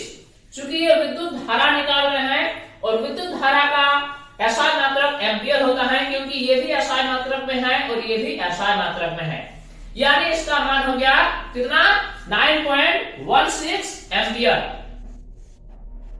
इस प्रकार जब इन दो कुंडलियों को आपस में कोई संयोजित नहीं किया जाता है, इन्हें पृथक पृथक उपयोग किया जाता है, तब विद्युत धारा का जो मान होगा वह होगा 9.16 एम्पियर। यह हो गया एक स्थिति के लिए विद्युत धारा का मान। अब हम क्या करेंगे, दूसरी स्थिति के लिए निकालेंगे, यानी जब इन कुंडलियों को आपस में श्रेणी क्रम में संयोजित किया जाता है, श्रेणी क्रम में जब उपयोग किया जाता है तब क्या होगा। तो श्रेणी क्रम में जब संयोजित किया जाता है तो क्या होगा, जैसे एक प्रतिरोधक है और दूसरा प्रतिरोधक है, जब ये दोनों को आपस में श्रेणी क्रम में संयोजित किया जाता है तो इसका प्रतिरोध कितना होगा, क्योंकि इसका भी है 24 ओम, 24 ओम और इसका भी है 24 ओम, यानी कुल जो प्रतिरोध होगा वो होगा दोनों का योगफल, यानी 48 ओम। यानी जब इसे श्रेणी क्रम में जोड़ा जाता है तो जो तुल्य प्रतिरोध होगा वह 48 ओम होगा। यानी इसमें अगर हम धारा का मान निकालेंगे तो I इज इक्वल टू हो जाएगा V बाय R। V का मान कितना है 220 वोल्ट, और R का मान कितना है, R का मान दिया गया है 48 ओम। तो जब इसे हम डिवाइड करेंगे 4 से तो ये हो जाएगा 12 और ये हो जाएगा 55, यानी 55 बाय 12 इज इक्वल टू, इसका मान कितना हो जाएगा, अगर इसे हम डिवाइड करेंगे तो ये हो जाएगा 4.58, इतना एम्पियर, 4.58 एम्पियर। यानी जब इन दो कुंडलियों को आपस में श्रेणी क्रम में जोड़ा जाता है तो जो विद्युत धारा का मान होगा वह होगा 4.58 एम्पियर। अब हम तीसरी स्थिति के लिए मान निकालेंगे, यानी जब इन दो कुंडलियों को आपस में पार्श्व क्रम में जोड़ा जाता है, पार्श्व क्रम में जब जोड़ा जाता है, तो जब पार्श्व क्रम में जोड़ा जाता है तो उसका तुल्य प्रतिरोध क्या होगा। जैसे मान लेते हैं ये एक प्रतिरोधक है और ये एक प्रतिरोधक है, जब ये दोनों प्रतिरोधकों को आपस में पार्श्व क्रम में जोड़ा जाता है तो इसका तुल्य प्रतिरोध क्या होगा, पहले ये हमें निकालना है। तो तुल्य प्रतिरोध के लिए क्या होता है, 1 by R is equal to 1 by R1 plus 1 by R2। अब R क्या है, ये तुल्य प्रतिरोध है, तो बराबर 1 बाय 24 प्लस 1/24 लिख सकते हैं, यानी इससे हम 2/24 कर सकते हैं। 2 और 2 कट जाएगा तो यानी 12।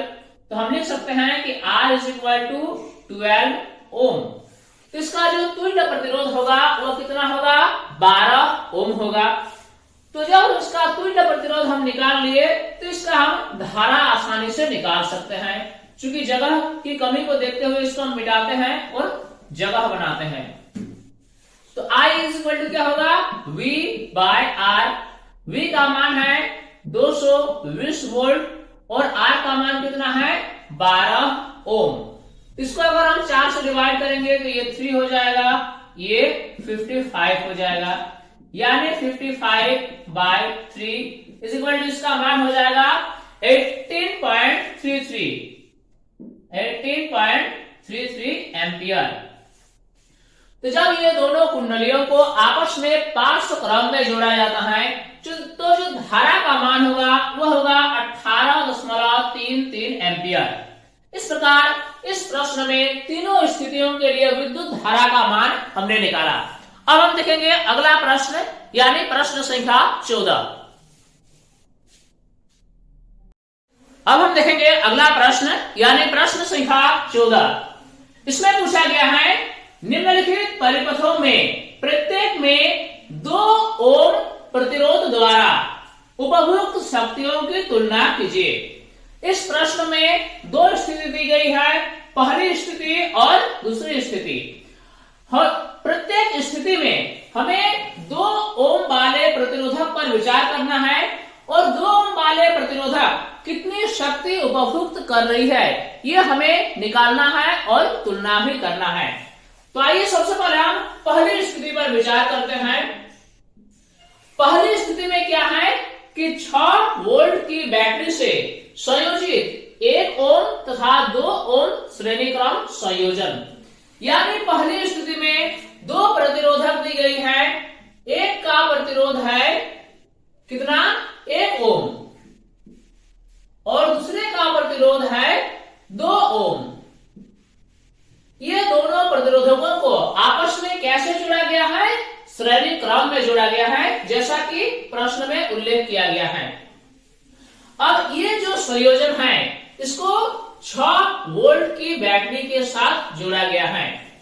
तो हमें इसमें निकालना है कि 2 ओम वाले जो प्रतिरोधक हैं ये कितनी शक्ति उपभोक्त कर रही है। तो सबसे पहले हम क्या करेंगे कि इसका तुल्य प्रतिरोधक निकालेंगे। तुल्य प्रतिरोध कितना होगा? R इज इक्वल टू दोनों प्रतिरोध के योगफल के बराबर होगा, यानी 1 ओम प्लस 2 ओम बराबर कितना? 3 ओम। क्योंकि जब विभिन्न प्रकार के प्रतिरोधकों को आपस में श्रेणी क्रम में जोड़ा जाता है तो जो तुल्य प्रतिरोध होता है वह सभी प्रतिरोध के योगफल के बराबर होता है। अब हमें क्या करना है? हमें पावर निकालना है, यानी शक्ति निकालना है जो ये 2 ओम वाले प्रतिरोधक जो हैं ये उपभोक्त कर रही है। तो इसके लिए हम क्या करेंगे? इसके लिए सबसे पहले हमें I निकालना है, यानी विद्युत धारा निकालना है। जब इस संयोजन को 6 वोल्ट की बैटरी के साथ जोड़ा जाएगा तो इसमें कितनी विद्युत धारा उत्पन्न होगी? तो इसके लिए विद्युत धारा के लिए फॉर्मूला होगा I is equal to V by R। ये फॉर्मूला कहां से मिला? ये मिला ओम के नियम से। V का मान हम क्या लगाएंगे? 6 वोल्ट और R का मान क्या? जो कि संयोजन का तुल्य प्रतिरोध है वह है 3 ओम, यानी 3 ओम बराबर कितना हो गया? 2। चूंकि विद्युत धारा निकाल रहे हैं तो ये होगा एम्पियर में, यानी इस संयोजन के साथ जब 6 वोल्ट की बैटरी को जोड़ा जाएगा तो इसमें जो विद्युत धारा उत्पन्न होगी वह 2 एम्पियर की होगी, यानी 2 एम्पियर विद्युत धारा इससे भी प्रभावित होगी और इस प्रतिरोधक से भी प्रवाहित होगी। तो आज हमारे पास निकल गया और प्रतिरोध का मान भी हमें पता है। अब हमें निकालना है इसकी शक्ति P। तो P इज इक्वल टू क्या होता है? वास्तव में हमने देखा है कि विद्युत शक्ति के लिए कई सारे समीकरण हैं, लेकिन जो समीकरण हमें जरूरत महसूस होगी हम उसी समीकरण का ही प्रयोग करेंगे। तो सबसे पहले हम रफ में निकालते हैं कि पावर के लिए यानी शक्ति के लिए क्या फॉर्मूला होता है। विद्युत परिपथ में आवेश को एक बिंदु से दूसरे बिंदु तक लाने में जो किया गया कार्य होता है वह यानी W/T, और किया गया कार्य दो चीजों का गुणनफल होता है, विभवांतर का और आवेश का, यानी W=VQ हम लिख सकते हैं। बाय T जैसा है उसको हम वैसे लिख दिए, V के जगह पर हम V लगा दिए। Q यानी विद्युत आवेश, ये विद्युत आवेश होता है I और T का गुणनफल यानी विद्युत धारा और समय का गुणनफल। बाय T जैसा है उसको वैसे कर दिए। अब ये T कट गया यानी VI। इस प्रकार विद्युत शक्ति के लिए एक समीकरण तो ये हो गया कि P होता है VI। दूसरा और क्या होता है कि ये जो VI है इसको हम चेंज भी कर सकते हैं। V को V ही रख दिए, I की जगह पर हम क्या करेंगे V/R लिखेंगे, जो कि ओम के नियम से हमें पता चलता है।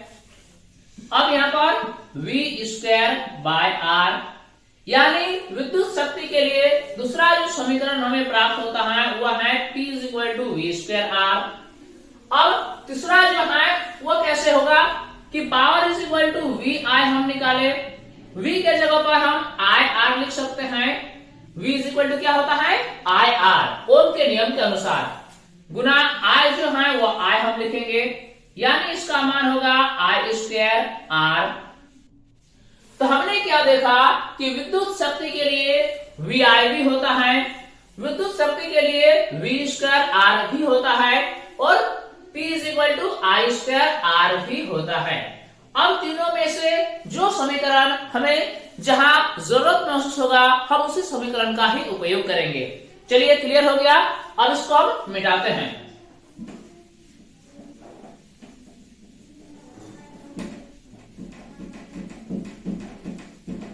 तो यहां पर P कौन सा समीकरण हम लगाएंगे I²R। अब ये समीकरण ही हम क्यों लगाएं, बाकी समीकरण हम क्यों नहीं लगाएं, क्योंकि हमें निकालना है 2 ओम वाले प्रतिरोध कितनी शक्ति उपभोग कर रही है। तो इसमें 2 ओम वाले जो प्रतिरोध हैं इसका प्रतिरोध तो हमें मालूम है यानी R मालूम है, और विद्युत धारा भी हमने कैलकुलेट कर लिया 2 एम्पियर, यानी R और I हमें मालूम है। इसीलिए P=I²R वाला फॉर्मूला हम लगाएंगे। I का मान कितना है 2 यानी 2 का स्क्वायर, और R का मान सिर्फ इसी का हमें निकालना है, इसका तो निकालना नहीं है, इसीलिए आप इसका मान लगाएंगे यानी R की जगह पर 2, तो बराबर कितना हो गया 4 × 2 = 8। पावर निकाल रहे हैं, पावर को हमेशा वाट में इसका ऐसा मतलब है, यानी P 8 वाट हो गया। ये पहली स्थिति का आंसर हुआ। अब हम क्या करेंगे, दूसरी स्थिति पर विचार करेंगे। दूसरी स्थिति के लिए क्या है कि 4 वोल्ट बैटरी से संयोजित 12 ओम तथा 2 ओम का पार्श्व संयोजन। इसमें 2 प्रतिरोधक है, एक प्रतिरोधक है 12 ओम का और दूसरी प्रतिरोधक है 2 ओम का। ये दोनों प्रतिरोधकों को कैसे जोड़ा गया है, पार्श्व क्रम में जोड़ा गया है। अब पूरे संयोजन को कितने वोल्ट की बैटरी से जोड़ा गया है, 4 वोल्ट की बैटरी से। तो अब जो है 4 वोल्ट की बैटरी से इस पार्श्व संयोजन को जोड़ा गया है, यानी इस प्रतिरोध के लिए भी जो विभवांतर का मान होगा वह 4 वोल्ट होगा और इसके लिए भी 4 वोल्ट होगा। यानी अगर हम 2 ओम वाले प्रतिरोधक के लिए विद्युत शक्ति निकालना चाहते हैं तो इसके लिए हमें क्या क्या पता है, एक तो विभवांतर पता है, दूसरा हमें R पता है यानी प्रतिरोध पता है। यानी विद्युत शक्ति P जो हम फॉर्मूला लगाएंगे, एक ऐसा फॉर्मूला लगाएंगे जिसमें केवल V और R ही हो, यानी P फॉर्मूला होता है V²/R जो अभी अभी हमने निकाला। तो इस प्रकार P V²/R होता है। V कितना है 4 यानी 4 का स्क्वायर, और R कितना है 2। इस प्रकार ये कितना हो गया 16/2 यानी 8 वाट हो गया। तो हमने क्या देखा कि पहली स्थिति के लिए भी 2 ओम वाले प्रतिरोध 8 वाट का शक्ति उपभोग कर रही है, और दूसरी स्थिति के लिए भी 2 ओम वाले प्रतिरोध जो है ये 8 वाट की शक्ति उपभोग कर रही है, यानी दोनों स्थिति में समान शक्ति उपभोग की जा रही है। तो अतः आप चाहे तो लिख सकते हैं, अतः दोनों स्थितियों के लिए 2 ओम वाले प्रतिरोध एक समान शक्ति उपभोग कर रही है, और इसका मान है 8 वाट। इस प्रकार प्रश्न संख्या 14 का जवाब तैयार हो गया। अब हम अगला प्रश्न देखेंगे। अगला प्रश्न है प्रश्न संख्या 15। इसमें है कि 2 विद्युत लैंप जिनमें से एक का अनुमतांक 100 वाट 220 वोल्ट तथा दूसरे का 60 वाट 220 वोल्ट है, विद्युत मेंस के साथ पार्श्व क्रम में संयोजित है। यदि विद्युत आपूर्ति की वोल्टता 220 वोल्ट है तो विद्युत मेंस से कितनी धारा ली जाती है। प्रश्न में यह दिया गया है कि 2 विद्युत लैंप है और दोनों किस प्रकार संयोजित हैं, पार्श्व क्रम में। यानी ये एक विद्युत लैंप है और ये एक विद्युत लैंप है, दोनों किस प्रकार संयोजित हैं, पार्श्व क्रम में संयोजित हैं, और पूरा ये संयोजन कितने वोल्ट पर कार्य कर रही है, वह है 220 वोल्ट पर, 220 वोल्ट पर। यानी इस लैंप के लिए भी वोल्टता जो होगा वह 220 होगा और इसके लिए भी 220 होगा। क्लियर है। अब देखिए हम आगे बढ़ते हैं, क्वेश्चन को सॉल्व करते हैं। पहले लैंप के लिए जो पावर दिया गया है P इज इक्वल टू वह है 100 वाट, और इसका जो वोल्टता दिया गया है V इज इक्वल टू वह है 220 वोल्ट। इसी प्रकार दूसरी जो लैंप है उसके लिए पावर दिया गया है 60 वाट और वोल्टता दी गई है 220 वोल्ट। तो अब क्या है कि हमें यह बताना है कि विद्युत मेंस से कितनी धारा ली जा रही है। जैसा कि हमने अभी चित्र में समझाया कि ये एक लैंप है और ये एक लैंप है, दोनों को आपस में पार्श्व क्रम में जोड़ा गया है। तो विद्युत मेंस से जो कुल धारा होगी वह इनके द्वारा ली गई धारा प्लस इनके द्वारा ली गई धारा, तो वही धारा हमें निकालना है। यानी हमें कुल धारा निकालना है I इज इक्वल टू वाट। तो हमें पहली लैंप द्वारा ली गई धारा और दूसरी लैंप द्वारा ली गई धारा को अलग अलग निकालना है, और फिर दोनों धाराओं को हमें आपस में जोड़ना है और इसका आंसर लाना है। तो इसके लिए हम क्या करेंगे, चूंकि पावर के लिए फॉर्मूला क्या होता है, P is equal to VI। वैसे तो पावर के लिए फॉर्मूला को हम किसी भी रूप में विभिन्न प्रकार के रूपों में व्यक्त कर सकते हैं, लेकिन P is equal to VI इसी फॉर्मूला को हम यहाँ निकालेंगे, क्योंकि हमें P पता है और V पता है और हमें I निकालना है। यानी I इज इक्वल टू हो जाएगा P बाय V। P का मान कितना है 100 वाट और V का मान है 220 वोल्ट। अब क्या करेंगे, ये जीरो कट गया, इसका आधा 5 और इसका आधा 11, यानी इसका मान हो गया 5/11।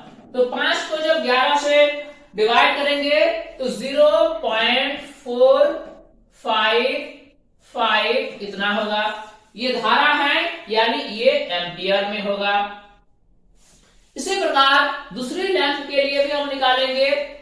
ये दूसरी लैंप के लिए P इज इक्वल टू होता है VI, यानी हमें I निकालना है तो I इज इक्वल टू होगा P बाय V। P का मान है 60 वाट और V का मान है 220 वोल्ट। ये जीरो कट जाएगा, इसका आधा 3 होगा, इसका आधा 11 होगा, यानी ये हो गया 3 डिवाइडेड बाय 11।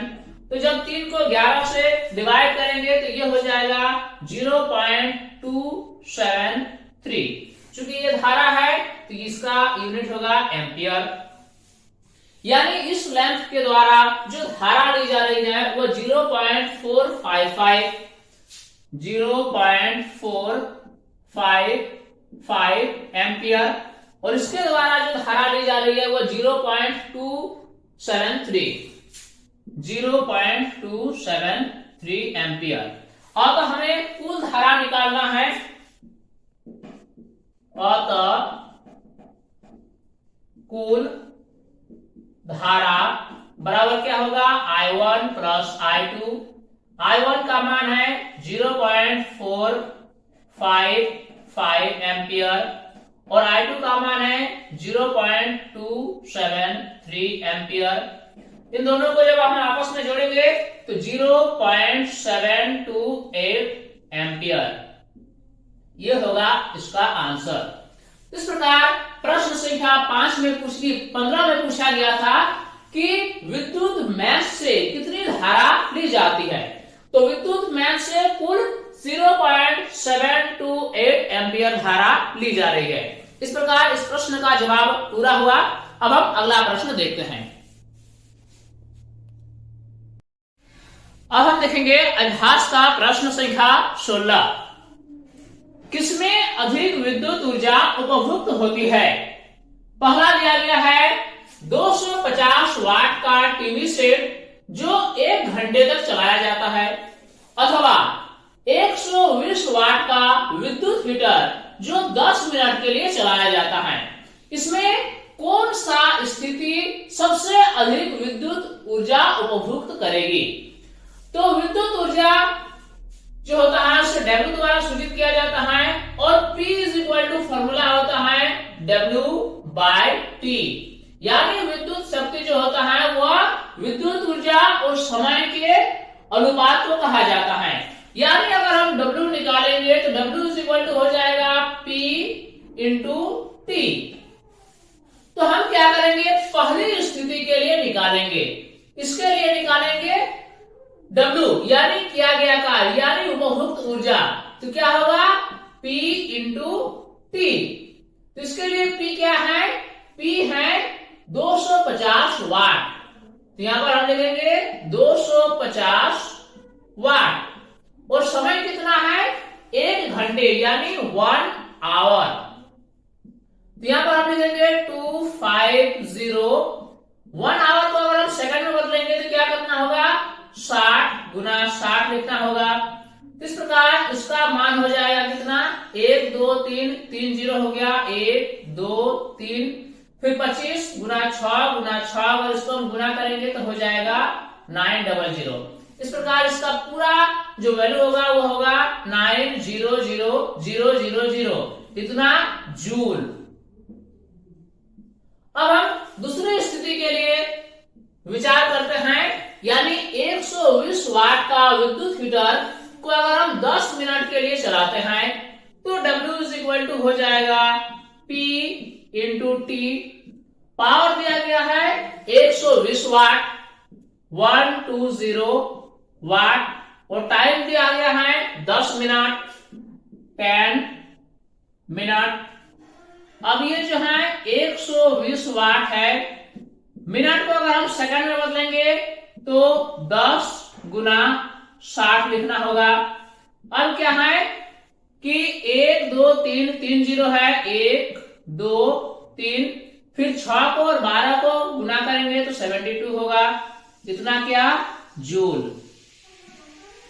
अब आप एक सवाल कर सकते हैं कि इसमें जो टाइम दिया गया था घंटा उसको भी हमने सेकंड में कन्वर्ट किया, इसमें जो टाइम दिया गया था मिनट उसको भी हमने सेकंड में कन्वर्ट क्यों किया?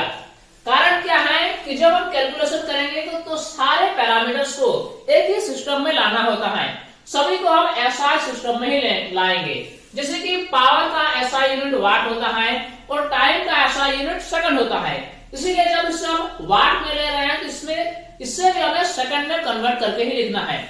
इसलिए यहाँ पर आवर को हमने सेकंड में कन्वर्ट किया और यहाँ पर मिनट को भी हमने सेकंड में कन्वर्ट किया।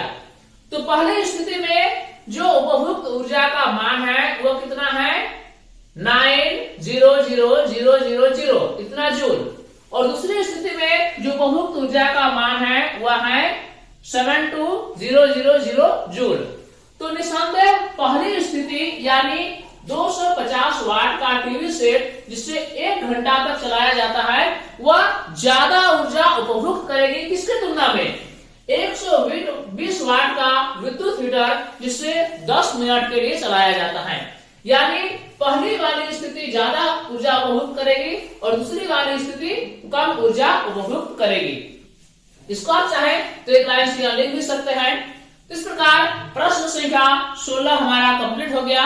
अब हम अगला प्रश्न देखते हैं। अब आइए हम आगे बढ़ते हैं, देखते हैं अभ्यास का प्रश्न संख्या 17। 8 ओम प्रतिरोध का कोई विद्युत हीटर विद्युत मेंस से 2 घंटे तक 15 एम्पियर विद्युत धारा लेता है। हीटर में उत्पन्न ऊष्मा की दर परिगणित कीजिए। हमें क्या निकालना है ऊष्मा की दर। प्रश्न में दिया गया है कि जो विद्युत हीटर है उसका प्रतिरोध यानी आर दिया गया है 8 ओम।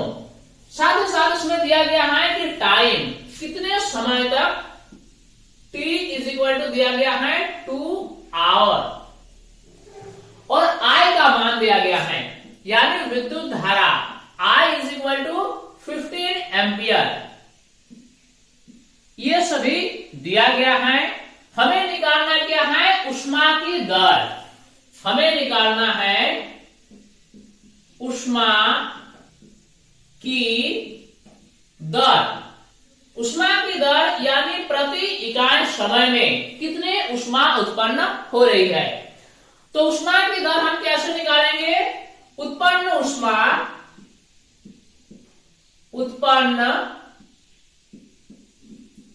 ऊष्मा और इसको हम डिवाइड करेंगे किसके साथ समय के साथ। अब जूल के तापमान प्रभाव के नियम से हम जानते हैं कि किसी भी प्रतिरोधक से जो ऊष्मा उत्पन्न होती है उसके लिए फॉर्मूला होता है क्या I square R T. I है विद्युत धारा, R है प्रतिरोध और T है टाइम यानी समय। उत्पन्न ऊष्मा के जगह पर हम लगा दिए I स्क्वायर आर टी जो कि जूल के तापमान प्रभाव के नियम से हमें मिलता है। अब इसको हम डिवाइड करेंगे समय के साथ यानी T के साथ। तो ये T कट जाएगा तो बराबर होगा I स्क्वायर आर यानी उत्पन्न ऊष्मा की दर जो होगा वो होगा I स्क्वायर आर। तो अब हमें I स्क्वायर आर का मान निकाल देना है। I का मान कितना है 15 एम्पियर यानी 15 एम्पियर का स्क्वायर गुना करेंगे R यानी 8 ओम के साथ।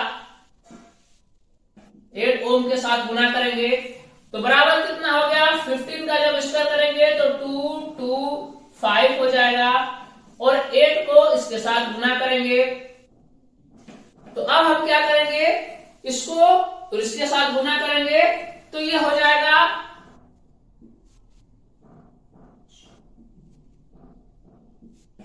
ये हो जाएगा 1800। ये क्या हो जाएगा ये हो जाएगा जूल प्रति सेकंड। इस प्रकार हमने क्या निकाला ऊष्मा की दर। ऊष्मा की दर को शक्ति भी कहा जाता है यानी हम ऐसे भी कह सकते हैं कि हीटर की जो शक्ति है वह है 1800 जूल प्रति सेकंड या फिर उत्पन्न ऊष्मा की मान जो है ऊष्मा की दर वह है 1800 जूल पर सेकंड। इस प्रकार प्रश्न संख्या 17 हमारा कंप्लीट हो गया। अब हम अगला प्रश्न देखते हैं। अब हम आगे बढ़ेंगे और देखेंगे अभ्यास का प्रश्न संख्या 18। निम्नलिखित को स्पष्ट कीजिए। पहला प्रश्न है विद्युत लैंपों के तंतुओं के निर्माण में प्राय एकमात्र टंगस्टन का ही उपयोग क्यों किया जाता है? इस प्रश्न का जवाब हमें लिखना है। टंगस्टन की प्रतिरोधकता काफी उच्च होती है, जिससे यह बिना अधिक गर्म हुए प्रकाश उत्पन्न कर सकता है। विद्युत लैंपों के जो तंतुओं का निर्माण किया जाता है, इसमें टंगस्टन का ही उपयोग किया जाता है। इसका कारण यह है कि टंगस्टन एक ऐसा पदार्थ है जिसकी प्रतिरोधकता काफी उच्च होती है और ये कम अधिक गर्म हुए ही ये प्रकाश उत्पन्न कर सकता है। साथ ही साथ इसका गलनांक लगभग 3380 डिग्री सेल्सियस है और इसी कारण विद्युत धारा प्रवाहित होने से यह पिघलता नहीं है। इसलिए विद्युत लैंपों के तंतुओं के निर्माण में एकमात्र टंगस्टन का ही उपयोग किया जाता है। अगला है विद्युत तापन युक्तियों जैसे ब्रेड टोस्टर तथा विद्युत इस्त्री के चालक शुद्ध धातुओं के स्थान पर मिश्रातुओं के क्यों बनाए जाते हैं? कुछ ऐसे विद्युत तापन युक्तियां हैं जैसे कि ब्रेड टोस्टर, विद्युत इस्त्री इत्यादि। इन सभी तापन युक्तियों के निर्माण में मिश्रातुओं का ही क्यों प्रयोग किया जाता है, शुद्ध धातुओं का क्यों नहीं? इसका कारण हमें बताना है। इसका उत्तर हम लिखेंगे, किसी मिश्रातु की प्रतिरोधकता उनके अवयवी धातुओं की अपेक्षा अधिक होती है। कोई भी मिश्रातु की जो प्रतिरोधकता होती है वह उन धातुओं की प्रतिरोधकता से अधिक होती है जिन धातुओं से ये मिश्रातु बनाए जाते हैं। साथ ही वे उच्च तापमान को सहन कर सकता है, जिससे शीघ्र ही उसका ऑक्सीकरण नहीं होता है। इसलिए विद्युत तापन युक्तियों में शुद्ध धातुओं की अपेक्षा मिश्रातुओं का ही उपयोग किया जाता है। अब अगला प्रश्न है, घरेलू विद्युत परिपथों में श्रेणीक्रम संयोजन का उपयोग क्यों नहीं किया जाता है? हम अपने घरों में जो परिपथ उपयोग करते हैं इसमें पार्श्वक्रम संयोजन होता है। इस प्रश्न में पूछा गया है कि श्रेणीक्रम संयोजन का उपयोग घरेलू विद्युत परिपथों में क्यों नहीं किया जाता है? इस प्रश्न का उत्तर हम लिखेंगे, परिपथों में श्रेणीक्रम संयोजन से एक प्रमुख हानि यह होती है कि जब परिपथ का एक अवयव कार्य करना बंद कर देता है तो परिपथ टूट जाता है। इससे परिपथ का अन्य कोई अवयव कार्य नहीं कर पाता है। इसलिए घरेलू विद्युत परिपथों में श्रेणीक्रम संयोजन का उपयोग नहीं किया जाता है, बल्कि इसमें पार्श्वक्रम संयोजन का उपयोग किया जाता है। अब इस प्रश्न में पूछा गया है, किसी तार का प्रतिरोध उसके अनुप्रस्थ काट के क्षेत्रफल में परिवर्तन के साथ किस प्रकार परिवर्तित होता है? इसका उत्तर हम लिखेंगे, किसी तार का प्रतिरोध उसके अनुप्रस्थ काट के क्षेत्रफल का व्युत्क्रमानुपाती होता है। यानी मैथमेटिकली इसको हम ऐसे लिखेंगे, R समानुपाती का चिन्ह लगाएंगे, यानी जो प्रतिरोध होता है वह व्युत्क्रमानुपाती होता है अनुप्रस्थ काट के क्षेत्रफल का। यानी R लिखने के बाद समानुपाती का चिन्ह लगाएंगे और लिखेंगे 1/a, यानी R जो होता है वह अनुप्रस्थ काट के क्षेत्रफल का व्युत्क्रमानुपाती होता है। अब अगला प्रश्न देखते हैं, विद्युत संचारण के लिए प्राय कॉपर तथा एल्युमिनियम के तारों का उपयोग क्यों किया जाता है? इसका उत्तर हम लिखेंगे, कॉपर और एल्युमिनियम जैसे धातुओं का प्रतिरोध न्यूनतम होता है, इसलिए विद्युत संचारण के लिए प्राय कॉपर तथा एल्युमिनियम के तारों का ही उपयोग किया जाता है। तो स्टूडेंट्स, इस वीडियो के माध्यम से हमने अभ्यास में दिए गए सभी प्रश्नों को बारीकी से समझा और उसको सॉल्व किया। उम्मीद करता हूं यह वीडियो आपके लिए काफी फायदेमंद हुई होगी। ये वीडियो आपको कैसा लगा आप हमें कमेंट सेक्शन में जरूर बताएं। साथ ही इस तरह के नए वीडियोस की अपडेट्स पाने के लिए आप हमारे YouTube चैनल साइंस प्लेटफॉर्म के साथ जुड़े रहें। धन्यवाद।